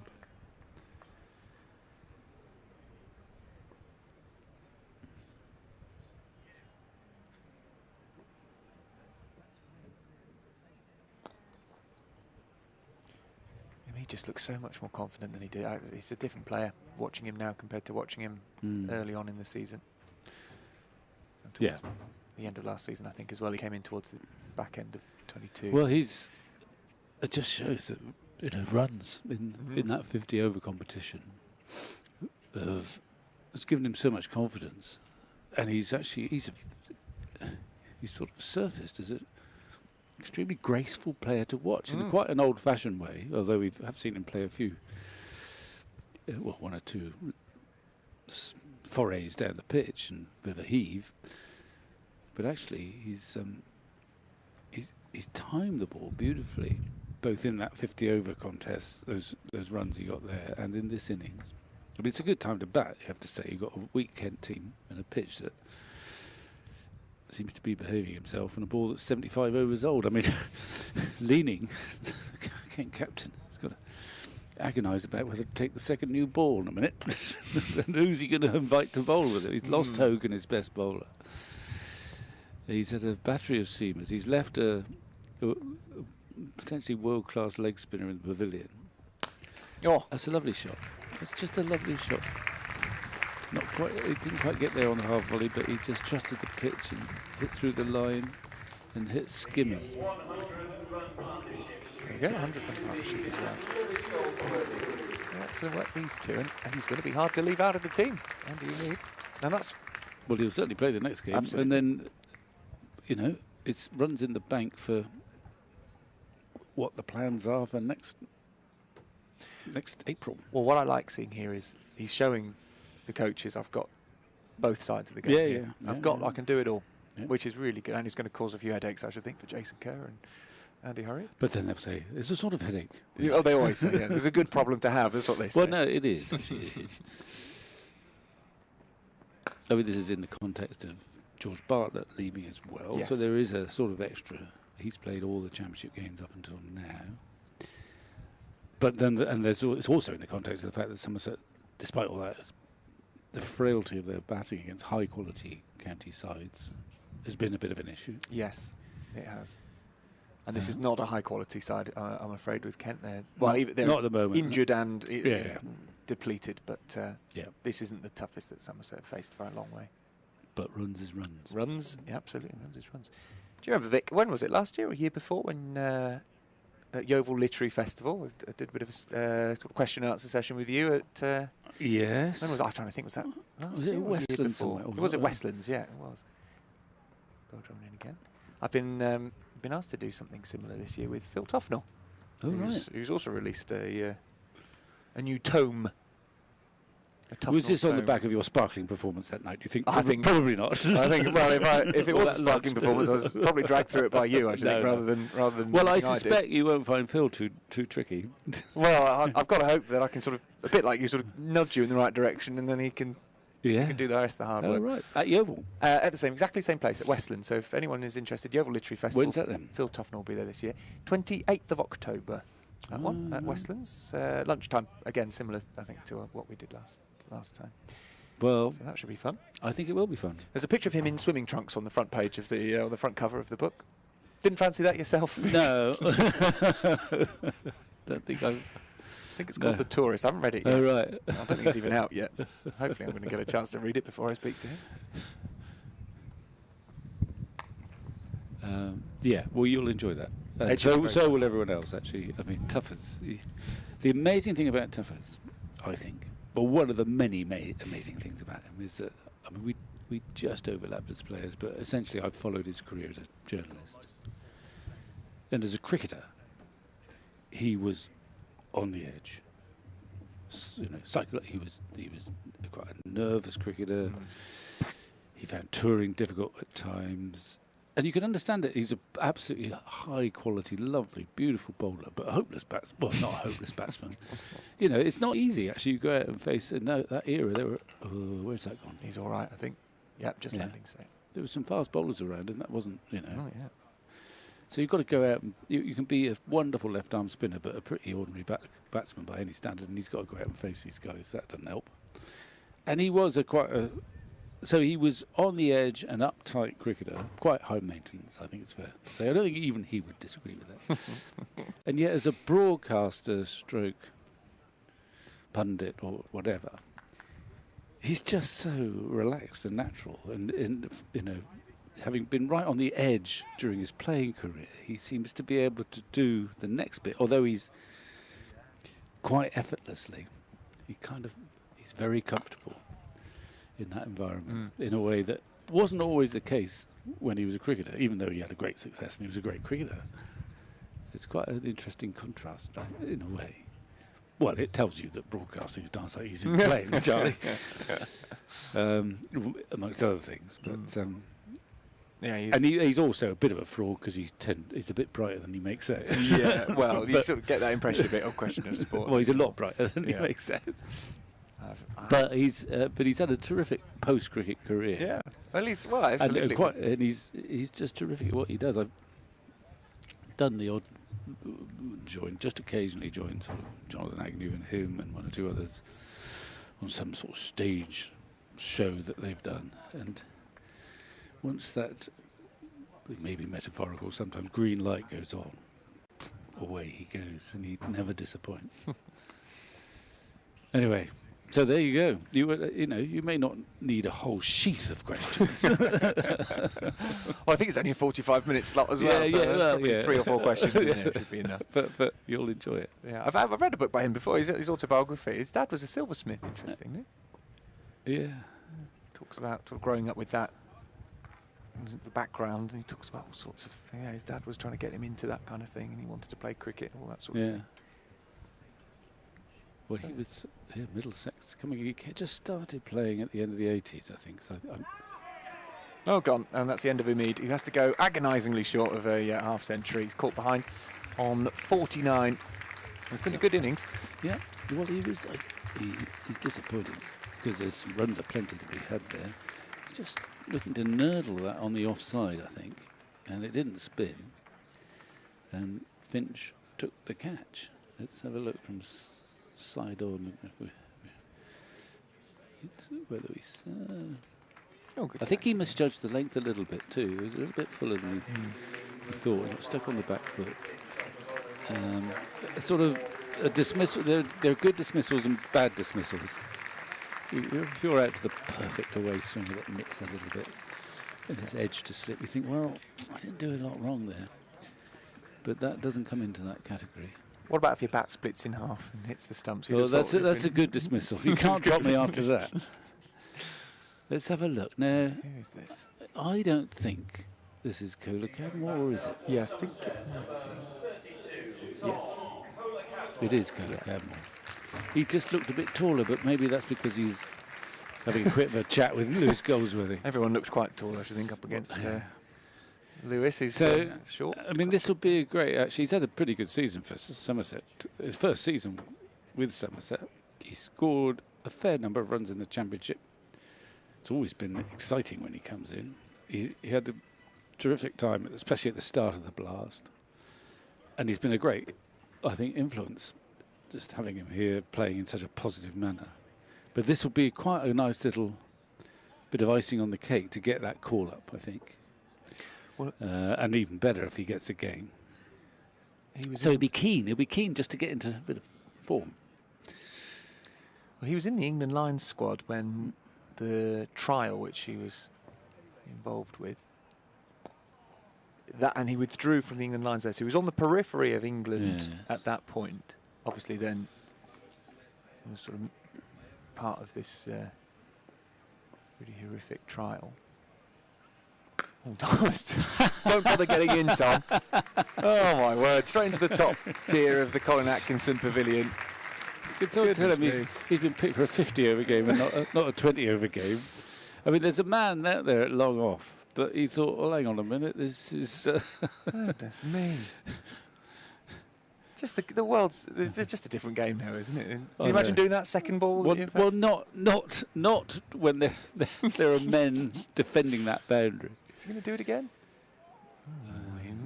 He's nearly ended up on his knees there. So yes, I guess my point is that he was on the edge of England, and then that all stopped and went away for a long time, and now he seems to be perhaps, although he's not considered for the first team, obviously this is quite a second-rate team that England are playing. They're still a very good side, but not the side that's going to go to India for the World Cup. Actually, obviously, the selectors are very well aware of what he's been up to. Yeah. I think he's... I think he's got over that element. I think he's now looked upon as a... Well, certainly at Somerset and no doubt at Yorkshire, he's looked upon as a great bloke to have in your setup. So no problems there. And he is a remarkable... What I like about him is the sheer clarity of how he's going to play. He doesn't... some people agonise, well, how do I get the right balance? Do I do a bit more cagey here? He's just comes out and I'm going to play one way. His mind is clear. And sometimes that will exasperate us because he gets out caught on the boundary or having a swing and stumped. But if that's the deal, you just accept it. And by and large, it's quite a good deal. Well, he so much as said it, didn't he, when he joined? He said, look, some people are going to tear their hair out watching me, but that's how I'm going to play, and that's what Somerset have bought me for. As played into the I think they wanted him. Clearly, and he's more or less done that, but he could do more. They wanted him to score red ball runs as well, as being an impactful player in one-day cricket. And he's played every championship game, I think. Yes.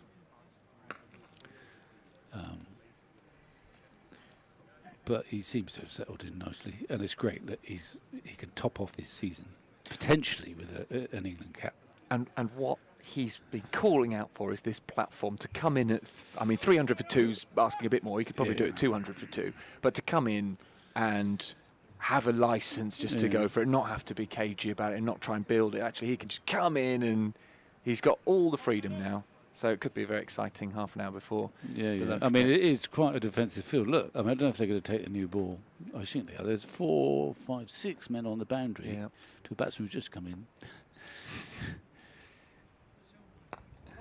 And now he's going to find the gap and run through for a single. I'm going to make way. Vic and Sophie Luff will come in and join you. We've got a little bit of Joe Denley, who bowls his leg spinners. He's not the worst leg spinner in the world. In fact, he's nearly got a wicket there as Goldsworthy goes for a sort of sloggy sweep. But it suggests that they're thinking about taking the new ball. To get to 320 for 3, you think, well, is it worth it? I suppose we better.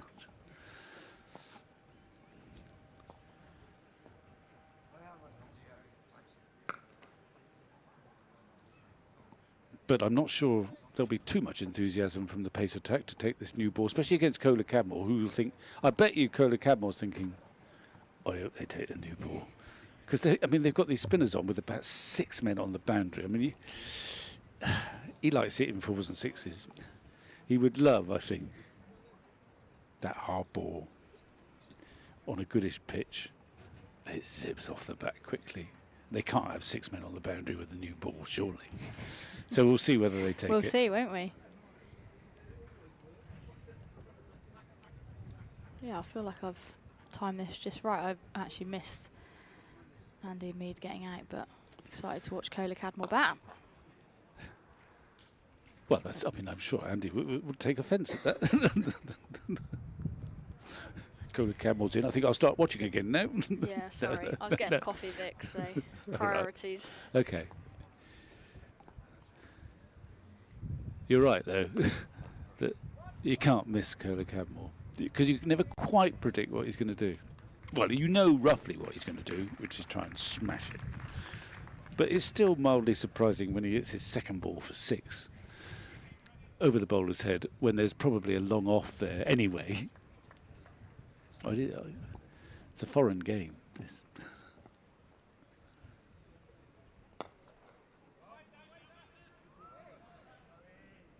Goldsworthy doesn't get that one through. Extra cover does the fielding.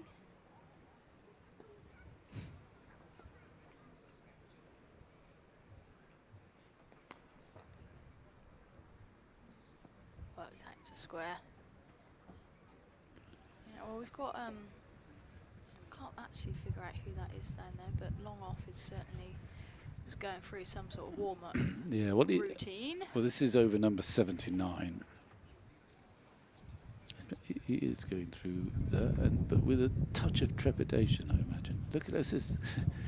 Let's have a count. We'll count the number of boundary fielders. 1, 2, 3, 4, 5, 6 boundary fielders, and he's therefore got 3 in the ring, and he's found one of them. Or in the metaphorical ring. It's not a real ring. You can have all 9 on the boundary in red ball cricket. So I was surprised that we hadn't seen Denley up until this point, actually, given, well, I remember him bowling in an England shirt. Yeah. Not that long ago, really. And he's got he could got definitely pick up a few overs, so I'm surprised that we haven't seen him before now. Well, I think there is no particularly good reason. I think you're right. I think it's probably to try and keep Chahal happy that... oh, no, it's not really suitable for leg spin. It is such a pity. Well, but they will be ruining the fact. They didn't know Hogan was going to get injured. They didn't know this green pitch was not going to misbehave much. But they've missed out. They've signed Chahal, and we were all looking forward to watching him. I don't know if he's still here, but he was certainly sitting in the pavilion on the first day.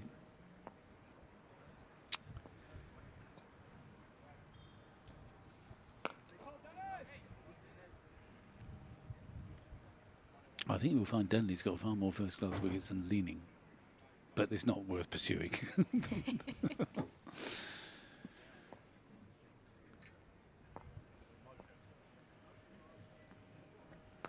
Ooh.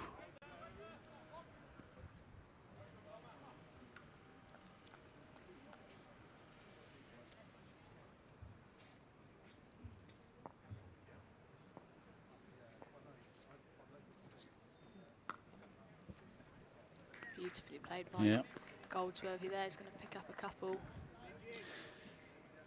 A run chart. Goldsworthy's run chart would be very different to a Kohler Cadmore run chart. He's terrific. Square of the wicket. Very good cutter. Ball doesn't have to be that short for him, but I want to cut it. And what's been typical about this thing is he sort of just plays to his strength. It's quite difficult for him in some of the 50-over games because he's not really a natural boundary hitter.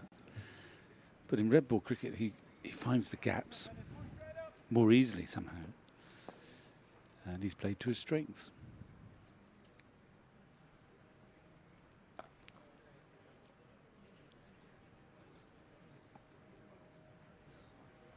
Yeah, I just like how he's, well, certainly looks to play the ball really late. Yeah. But yeah, just because of his slight stature, I guess, does make those sort of players more renowned for their cutting. Only going to get one. Okay, that's 80. He's going to be looking at that shorter boundary, surely, isn't he? Well, he is. If they keep the spinners on, they're not going to. I think they're going to take the new ball. With some trepidation, I suggest, because, I mean, their wickets might tumble, but I can tell you, I'm pretty sure that Kohler Cadmore, he likes it in boundaries. And when you're facing spinners with, I don't know, 6 men on the boundary, or there's a risk element even with the short boundary. New ball, hang on, are they going to take it? Well, he was taking his cap off. I'm not sure they are. I'm not sure they are. They're not going to take it. But I think it was Jazz Singh coming up from... he was ready to go. He was coming up. He was just about to take his cap off. You see, in a curious way, I think if I was captain, I might have done that. Also, because I just sensed that Kohler Cadmore was just waiting for the new ball. And he will be frustrated that hang on, he loves hitting boundaries. And there are not many places left for him to hit it. There's only 3 men in the ring, so he's got to wait. He's got to wait a bit longer. Yeah, I mean that leg side field. Not really seen anything like that before. No. 4 men out there. To be fair, a lot of them aren't on the boundary. It's a big boundary out there, isn't it? They're almost tempting him. He's going to take one But leg. even Kohler Cadmore is obliged really not to try and clear him. It's a long way on that leg side. Yeah. One of them, there's still quite a few men out for Goldsworthy. A token one of them comes in. But Goldsworthy won't mind this so much. He'll love it. But I think Kohler Cadmore will be frustrated that they're not letting him, press the accelerator right down to the bottom. Having said that, he'll probably take on long off and on in a second. Yes, he will. And I can't see whether that's gone the full distance yet. That's saying, look, I don't care, just take that new ball. Yeah. That's a beautiful, skimming straight drive. Yeah, it's typical TKC, isn't it? Just Without hits any straight great so effort there. well. And that's a bit of a nightmare for the keeper.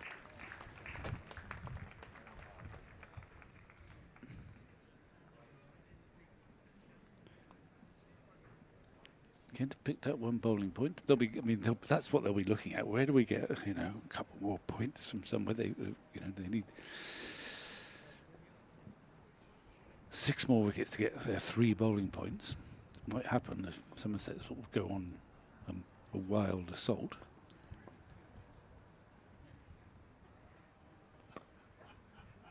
That's a bad run. He ran out. He ran at the wrong end. through the wrong end. That was I mean, Kohler Cadmore almost made it comfortably in the end, but that was bizarre. Well, Goldsworthy was slow to move, but understandably slow to move, at wasn't the non-strikers end for a long while TKC was running at him. he? Okay, I think they're going to take the new ball now. Or are they? I don't think they are, No. Vic. I think Denley is ready to go again here.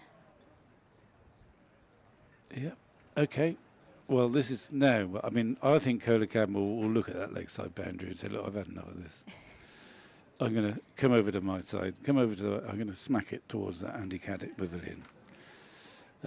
As off, or he could hit it straight if he wants to. But how many fielders they got? They've got 4 men four on men that leg out side. there, and naturally, that deep mid wicket, the 2 at deep mid wicket, are not very far apart. Oh, he's going to try and run him out again. No, he's not. This is slightly bizarre cricket, isn't it? It is, yeah. I've not seen a field like that. I know it's a short boundary out there, but given that it's such a short boundary, I'm not sure those men are really going to be doing much. If Kohler Cadmore does try to clear the ropes, they're content on taking what is available to them at the moment, though. Both Somerset batters. Goldsworthy, well, he's happy to just knock it around now, isn't he? Goldsworthy's in clover, absolute clover. That's, well, I'm not sure he can entirely middle that, but it's cleared the leg side boundary by a long way. This is what I mean. I know they've got 4 men out there, but They're not very far away, are they? they're not. By Kohler Cadmore standards. Kohler Cadmore can. Yeah, he hasn't even got all that, and he's cleared it by a considerable margin. I mean, if I was Just not batting, sure they're in it the would be a game. deterrent for me. Yeah, and me. But for Kohler Cadmore, he can miss hit it over that mid-wicket boundary if he can get enough bat on it. Let's see if he does it again. Well, a low full toss couldn't get the elevation, but he'll just take the 1. That's another batting point, is it? I think Somerset have got the maximum 5 batting points this year. Another 100 to do that. But they've got plenty of time to get there. Yeah, I mean, run rate at 4.28 and over.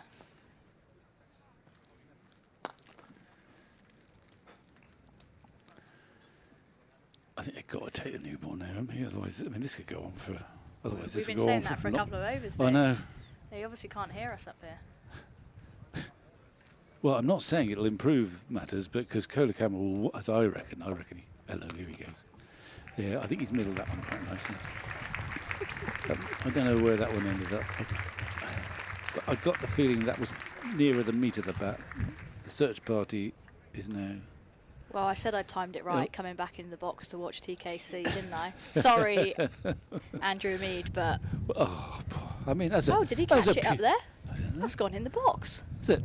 He's just dropped it off the balcony.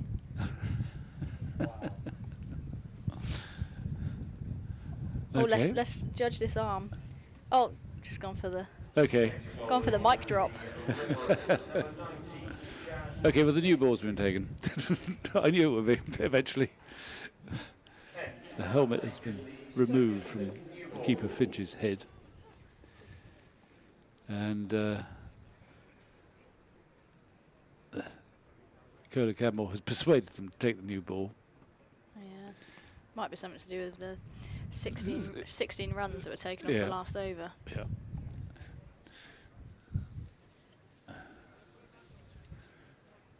Now then, it's a difficult time for leading the captain. But actually the situation is such that it's almost worth them getting somewhere catching, because in a sense it doesn't matter how many runs Somerset get. In that they want those wickets. They want some wickets to get another point. I mean, they're in, and then they're going to have to back themselves to bat well and get as many batting points as they can. There's probably more rain around, and you know, this game could easily. They've got one slip. Wideish loose start from Singh there. Finch does well actually. His lack of bounce and carry at points, and he's done very well diving away to his right there.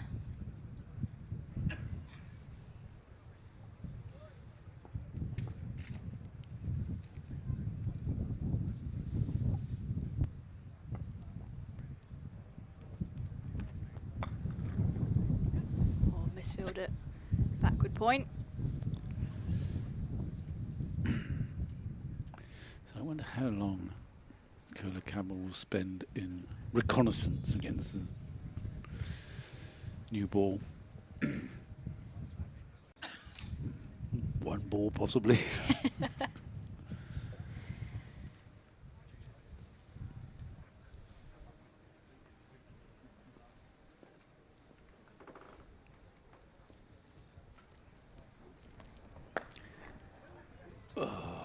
Is that safe? It's a great effort. Oh, that is a good effort. Did you get a hand on that? That would have been an absolute specky. Yeah. Did you say one ball, Vic? Oh, yeah, well, I was wrong. I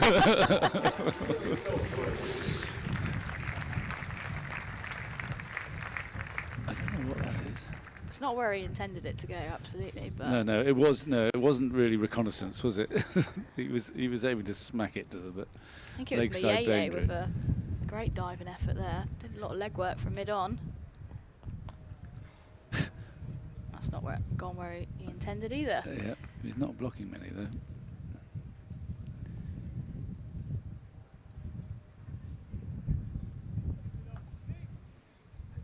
He was just checking his bat there to see if he had done. I'm just going to call it a Lewis Goldsworthy, a Goldsworthy, where you lose half your bat and it hits the stumps. The field has started to spread a bit, just from his intent. Deep mid wicket. That's very wide. So he was given away.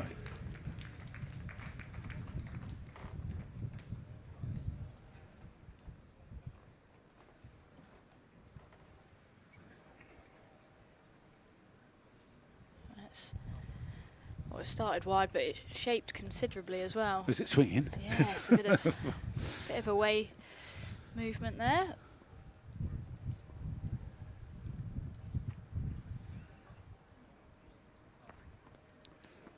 The ball may be swinging.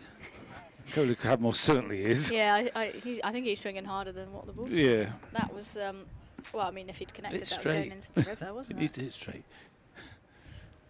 Hit that side screen.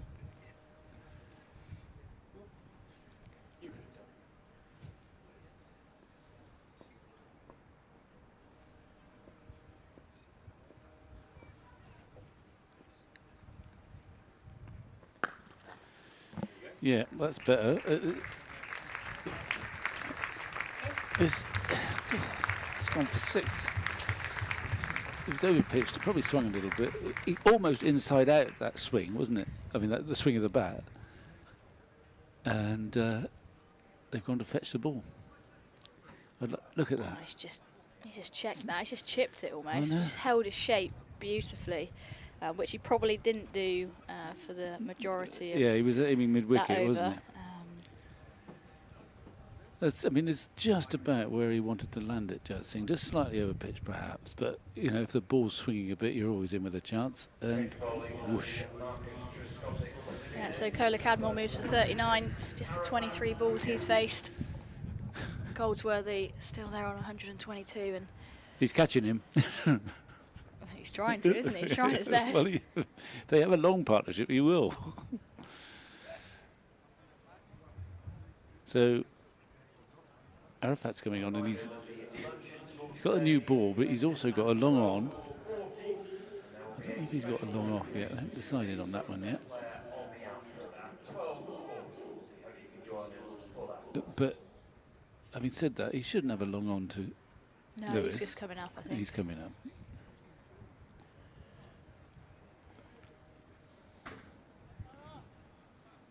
I'm going to leave you in Charlie's hands till lunch, if that's all right.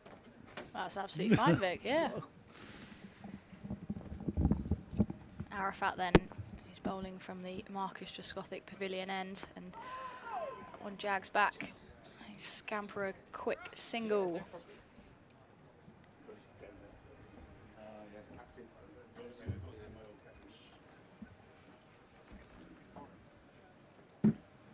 Charlie just wants to get in on the act of watching Tom Kola Cadmore, and I don't blame you. I don't want you to think I've forced Vic out there. He said he's got to go and see his old skipper. Brian Rose is downstairs, apparently.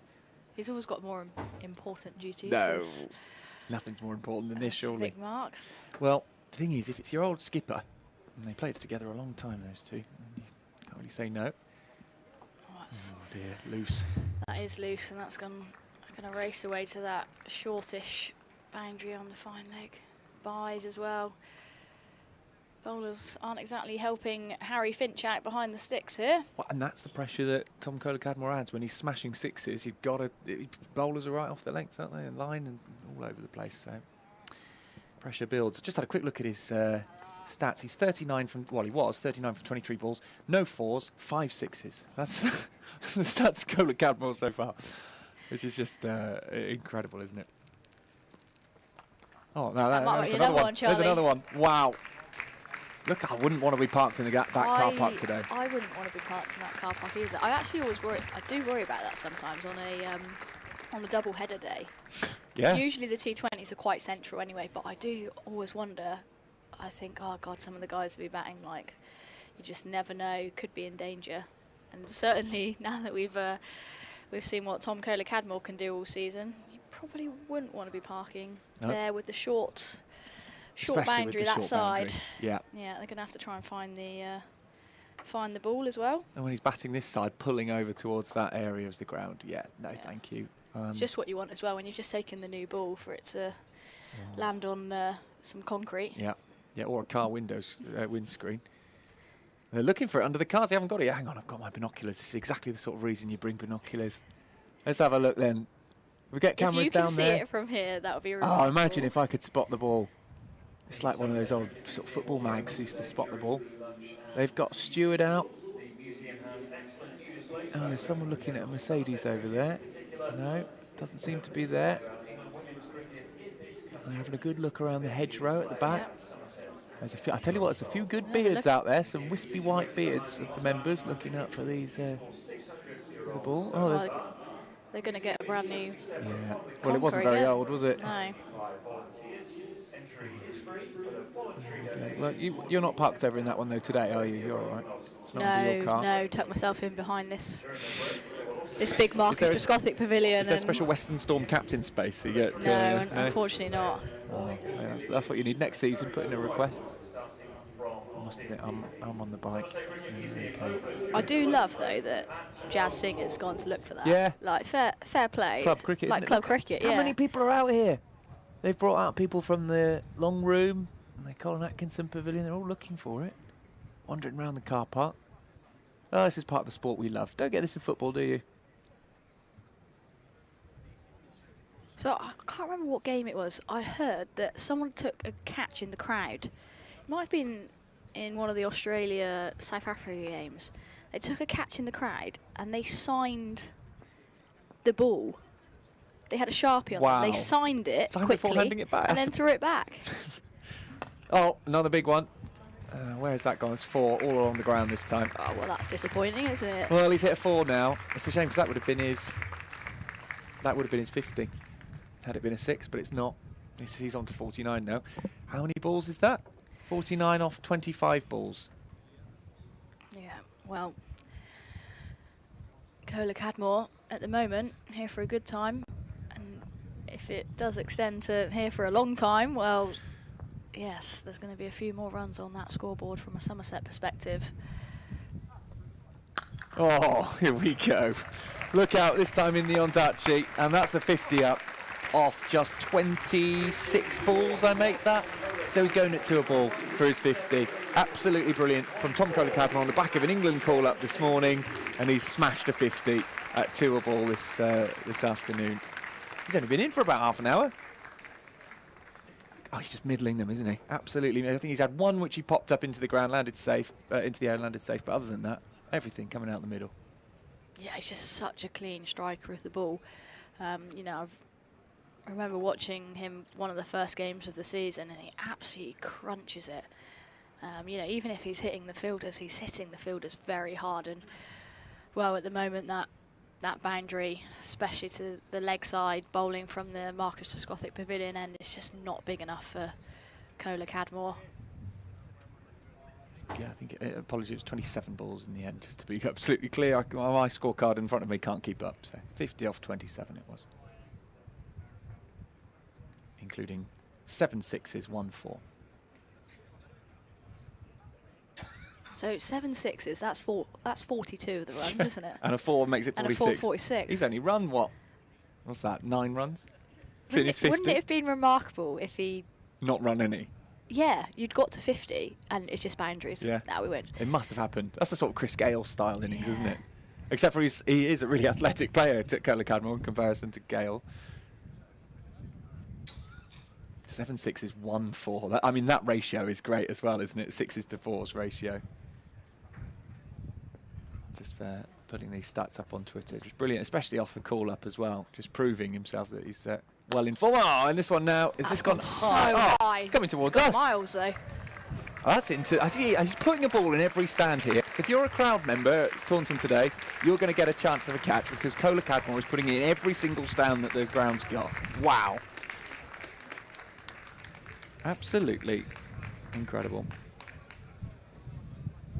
Yeah, I said it before, but just the bat swing of Cola Cadmore. You don't want to bowl anything in his arc because it's just going to go. Hits the sight screen and straight so well. And Arafat's paid the price there.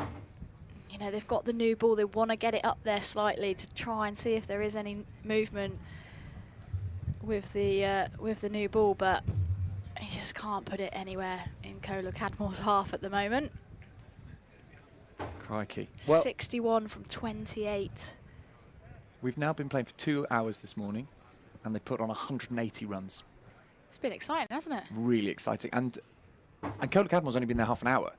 So for an hour and a half as well, there was tons of runs coming, even though it wasn't as obvious as the last half hour. Actually, those runs were coming nice and easily, and for need as well. And it's enabled Cola Cadmore to come in and absolutely, you know, play the way that he has. It suited him down to the ground. Goldsworthy wafts at that one. It's that's the thing as well. When you're at the non-strikers end, you know, Goldsworthy, you're thinking, oh, I've done well here, 122. Yeah. He's already halfway there, Cola Cadmore. This guy's come in and he's playing a different game.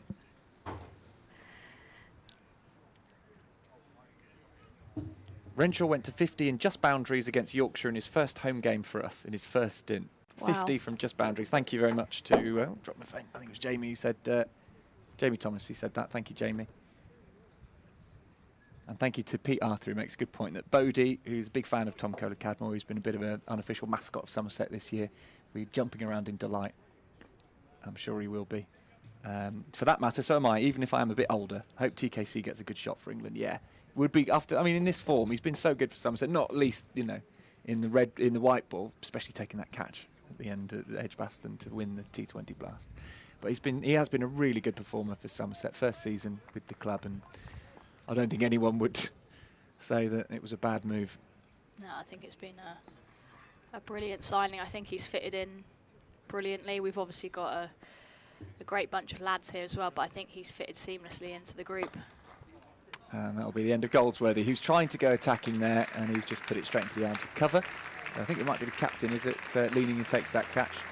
And that is the end of Goldsworthy. So he goes, 122, it's a great innings. And now we expect Tom Banton or James Rue to come out. Well, we said it could be an exciting period of play before lunch. It might just be about to ramp up even more. But Goldsworthy, before we get excited about that, let's appreciate what's been a very good innings from him. 202 balls for his 122, and that is a great effort from the young Cornishman as he walks off now. He hasn't had a lot of opportunity, but he's taken this one with both hands today. Yeah, walks off to a very warm applause from the Somerset faithful. They'll have enjoyed every minute of watching the young man bat here, and he's played incredibly well, 122. Fortunately, he departs just before the lunch interval, but take nothing away from him. He's batted beautifully. Incoming batter for Somerset, number 55, James Rue.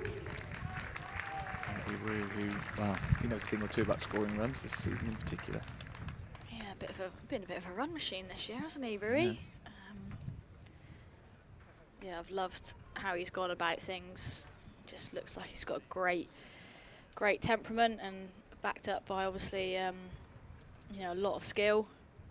And yeah, definitely one to watch for the future. I think we said that last year, but you know, the way that he's actually produced the goods this year has been incredible from a Somerset perspective.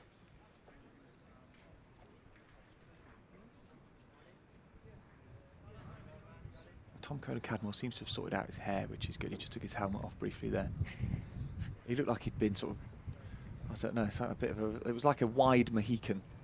Did you see this at finals day? Yeah, I wasn't the biggest fan. No, he seems to have gone back to something a bit more. Although saying that, he was in the gym the other day.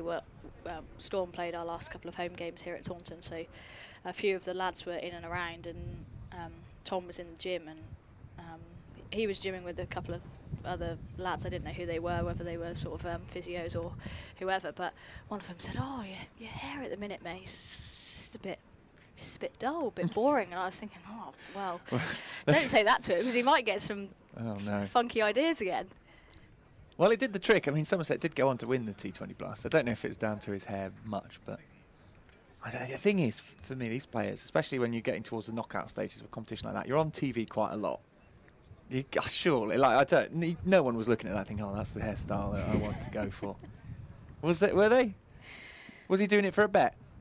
Yeah, I don't know. I don't know the story behind it. Oh dear. I'd like to hope it was for a bet, but you never know. And Rue gets off the mark now with a typically classy shot just into the leg side for a single, but that'll be enough. And slightly disappointingly, he keeps the strike. Obviously, we want to see James Rue back because he's magnificent, but just the way things are going, I do feel like I'd quite like, just before lunch, see Tom Kohler-Cadmore smash a few more sixes. Yeah, I think Kent will be happy to see Kohler-Cadmore at the non-striker's end for a little bit. And they can bowl at the new batter, James Rue. There's going to be a change of bowler.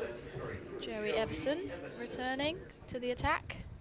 Quick update while this is happening, just on the other game right at the bottom of the table, and that is the one involving Middlesex. They're 121 all out. Well, they've now bowled Warwickshire out for 315. So, and then reply now, they're 9 without loss, Middlesex. So they're 185 runs behind, still got 10 wickets in hand. So on the back foot, but they've managed to take all 10 wickets of Warwickshire, so they can start their reply now. They've got just over a day and a half to try and force something from that game. they desperately need it, Middlesex, as do Kent, really. This is not good for Kent either, who, well, at the moment, the way they're looking up, going to pick up full bowling points. How many overs are we in? 85 in so far. So another 25 overs before the bowling points start to dry up. Somerset will be desperate. I think they'd be pretty disappointed if they didn't reach full batting points from here. Yeah, absolutely. They would, scoring it. Well, they were scoring at a good enough rate before Cola Cadmore came to the crease, and it's currently 4.64. So yeah, Lammonby's innings was quick as well. Certainly his 50 came up off 52 balls, which felt quick then. Obviously now we've seen Cola Cadmore, it isn't quite so quick. Yeah, I mean Lammonby struck at 72, It's which pretty is good, really. Pretty good rate, Yeah. isn't it? Goldsworthy at 60. Yeah, which is more typical probably for this format. Yeah, Cola Cadmore just at 217 at the moment. Yeah, he could up that a little, couldn't he? Yeah. Umid, it's interesting, Umid only went at 55-ish, but actually it felt quite... He started to speed up towards the end a little bit. He got out. He'll be disappointed the way he got out, but actually he was just beginning to get going a little bit, came down the pitch a couple of times. 396 for 4, another batting point, 4 runs away. Kent have had a miserable season in the division, struggling a lot, and they won't be happy with the way today's match has gone either. They've won just the 2 games, although Somerset's only won 3. Well, that's delicate by Cola Cadmore. And keep the strike as well. Come back for 2. Just using the pace there, bit of width on offer from Everson, and Cola Cadmore just guides that down to third man, picks up a couple. Well, the table gives a lot away, really. Because of the bonus points, you get a real feel for how teams are going in their first innings. Kent have only picked up 16 batting bonus points all season. Somerset have managed 21 so far. Quite split the gap there beautifully. They've got 2 men out there. They've got, well, deep cover and a deep backward point who's sort of about 10, 20 yards off the boundary, and Cola Cadmore's just put his hands through that and split them. They're only around 20 metres apart. Split the gap perfectly there. 400 up as well, another batting point. So not including today, Somerset have got 21, so that obviously now is 25 with those 4 they've picked up today. Still 1 on offer. But yeah, Kent only 16. They've only picked up 30 bowling points. That's the only one worse than that is Northamptonshire on 28. So it just shows they haven't, that first innings, so important to set a game up, and they just haven't been clinical. Yorker this time. Good ball. Still went for a single. Yeah, you can tell Cola Cadmore is almost disappointed every time he doesn't hit the ball for 4 or 6. He's sort of like, oh, I don't really want to run. I'll just walk up the other end. Do you want to do an update on the eliminator in the? Yes, I am Flint currently Trophy? watching 2 games, Keeping Charlie. an eye on it. So what's going on there? It's the Blaze, isn't it? And yeah, South East Stars. The Blaze against South East Stars, being played at Beckenham. Stars actually got the home advantage, even though they finished 3rd. Yeah. I'm not sure Blaze had a ground available to them to get a home. Bit disappointing, isn't it? The way It that's is, played yeah. out. Yeah. But yeah, Blaze have taken a lot of wickets so far, and Stars they've managed to get to 100, but 107 for 8 currently. Ooh, that's very low. Yeah, and having played at Beckenham numerous times, played there sort of mid-season, it's usually a very good batting track. So the Blaze are considered the home team, even though it's at Beckenham. Is that kind of it? Well, they finished 2nd, so, yeah, so technically they should have got the home tie, but I'm not sure they had a ground available, so it got flipped, and Stars got to play at Beckenham. I think that looks like it. The players marching off. So that's the end of play for the first session, which has been undoubtedly Somerset's. Cola Cadmore not out 68. I'm looking forward to seeing him resume after lunch. And James Rue there, newly at the crease. He's made just 3 so far. Quick look at the rest of the scores then. It was Goldsworthy who is top scoring at the moment, 122 he made. And Andy Mood, who fell agonisingly short of a half century, 49 before he was out. Those are the 2 wickets to fall today. But Tom Kohler-Cadmore on 68 from just 31 balls, including 8 sixes and 2 fours. So he has been very exciting to watch. And I believe we are going to have something of a presentation for someone who moved to Somerset about, 5 years ago, 4 years ago, something like that, and has been excellent for them, taking 125 wickets across all formats. Including, he may well still get more because he's playing in this match, and that is Jack Brooks, a bit of a legend here in Somerset, also in Yorkshire, and where he started his career at Northants as well. So Jack Brooks' presentation, this is what we're watching now at the start of the lunch break. 404 for 4 is the score, which is brilliant work from Somerset so far. But now let's have a quick look at what's going on there. There he is, Jack Brooks in his whites. Over a professional career which started in 2009, Jack Brooks, the headband warrior, has represented Oxfordshire, Northamptonshire, Yorkshire and Somerset County cricket clubs in 280 first 11 appearances during a career that has seen him win 2 county championships and a Vitality Blast title. He has taken 528 first class, 72 T20 and 58 list A wickets. Playing the game the way he would like to watch it, he has a never-say-die attitude. His willingness to work with and develop aspiring players, alongside his determination to succeed, is a shining example to everyone. We know he will be missed by so many people associated with the club because he has had such a positive impact on so many of us. Everyone at Somerset County Cricket Club thanks him for his service and wishes him all the very best for the next phase of his life. In recognition of this wonderful and outstanding service to the game and Somerset County Cricket Club, Director of Cricket Andy Hurry presents him with a montage of pictorial mementos of his time with the club over the past 5 seasons. Everyone, please can you show your appreciation for Jack Brooks.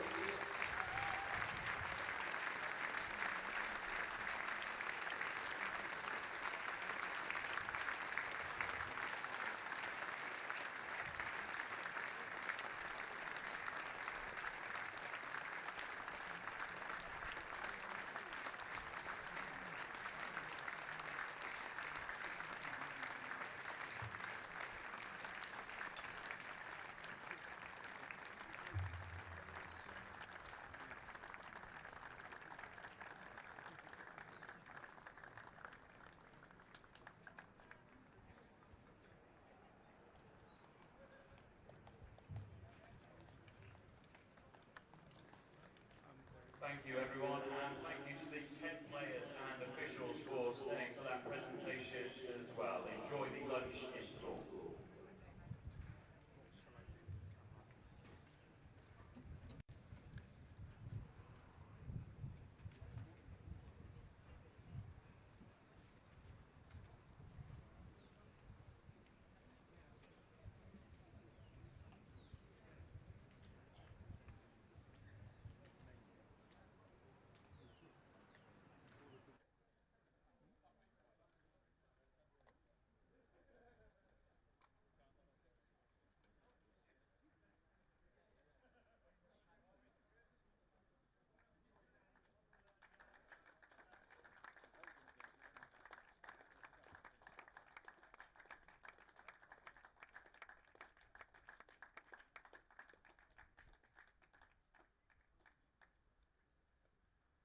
Well, welcome to another player podcast from the Cooper Associates County Ground. And today we're delighted to be joined by former Pakistan captain Azhar Ali, who must like it here because he's had 3 stints at Somerset and came back to play against Somerset yesterday.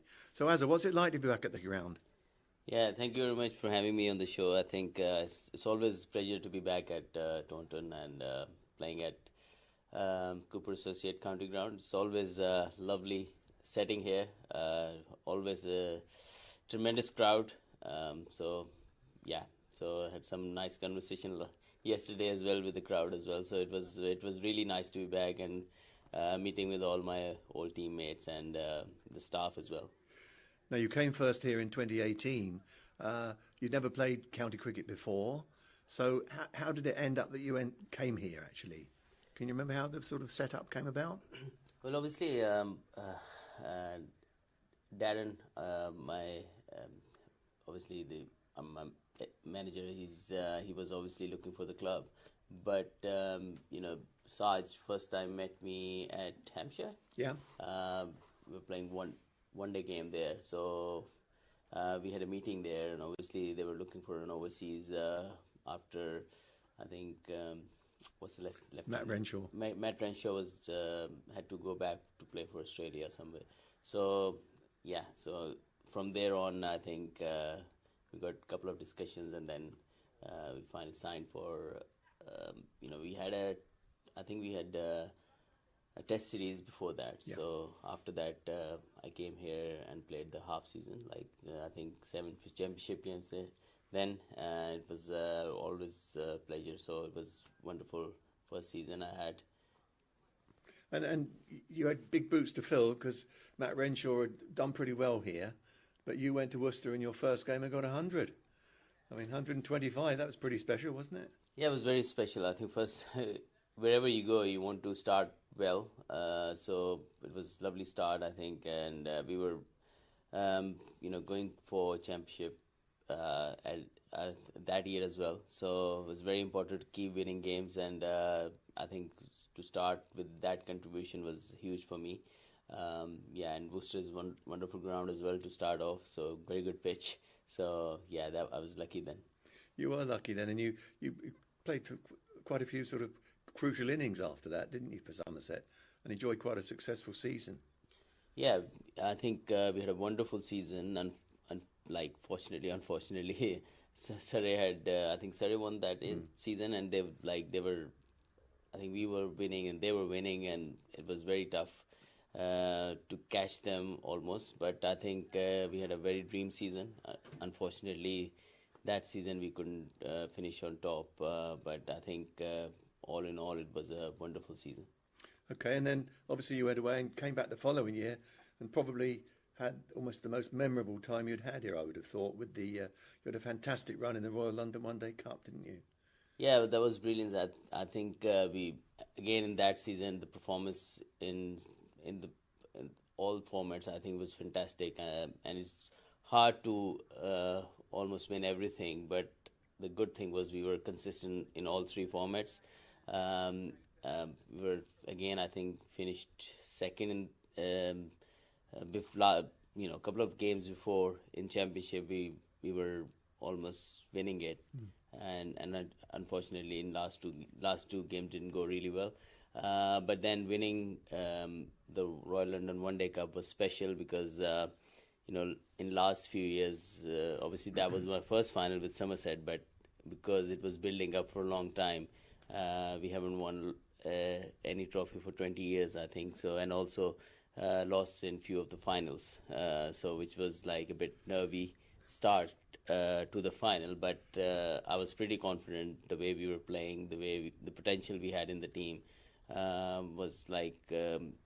Even on the final, on paper, with performance, I think we had a very superior side, and then we put that into practice as well.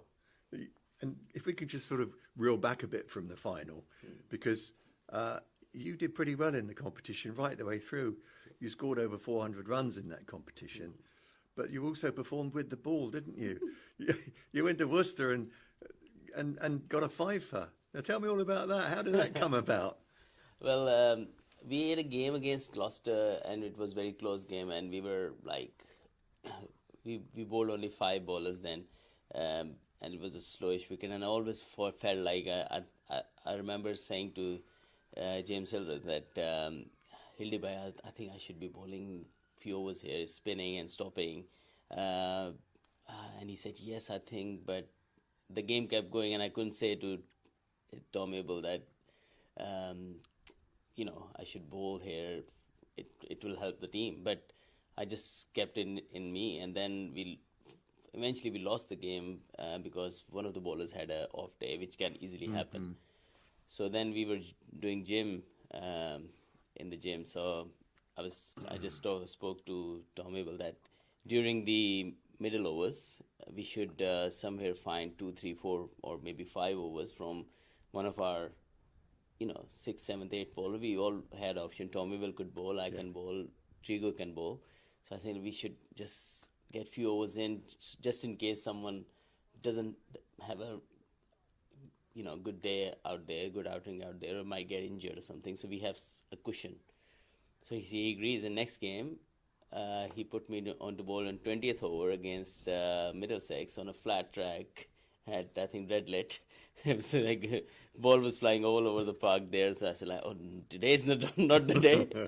But eventually I started bowling from that game. And actually, from there on, always bowling 3, 4, 5 overs. And Somerset against Worcester in quarterfinal, it was the same case. I just wanted to bowl 3, 4 overs. I think Tom Will wanted me to bowl 4 an over, 5 an over, maybe 6 an over. That is fine. So eventually I started picking up wickets, and it was on that day everything clicked, and it was again little of grip on the pitch. So I utilized that, and it was Pfeiffer as a batsman, playing as main batsman is always special. Absolutely. I mean, we were there, Ben and I were there, and quite a few people from Somerset had come up for the day, and it was just incredible. They went from 126 for 4 or 5 all out for 170 odd, I think, or something like that. I mean, amazing. It must have been almost like a perfect day for you. Yeah, it was brilliant. And on the same night, someone like one of my friends, he invited me for dinner, and he came and picked me up, and we had dinner and all that. And like we sat there for 2 hours, and he didn't even know that. He only looked at the score, how much I scored with the bat. Yeah. He didn't look at the bowling thing. He knew we won. And someone else came in the house, and he said, "Congratulations for your Pfeiffer." And he didn't even realize that. My friend didn't even realize that I had a Pfeiffer that day. So it means that like no one was expecting it. No, right. Me to get it. So it was fantastic. And then of course we had the semi-final. Within a day or two, we had to go to Nottingham, didn't we? In the semi-final, and you got runs there as well, important runs. Yeah, Trent Bridge is quite good for batting, but you're not always sure what is the right total. Sometimes you always think it's a high scoring ground, and you go too hard too early and don't get to a total. But semi-final is semi-final, knockout game, and all that pressure. So we started off really well. Tom Benton, he was brilliant in that tournament as well. He gave us a flyer, and Trigo, he was quite consistent in that tournament alongside Tom Benton, myself, James Hildreth. Everyone contributed in that tournament. So yeah, we had in mind like 350, 360 after like we were batting at. After 15, 20 overs, we realized that it's 350, 340 wicket.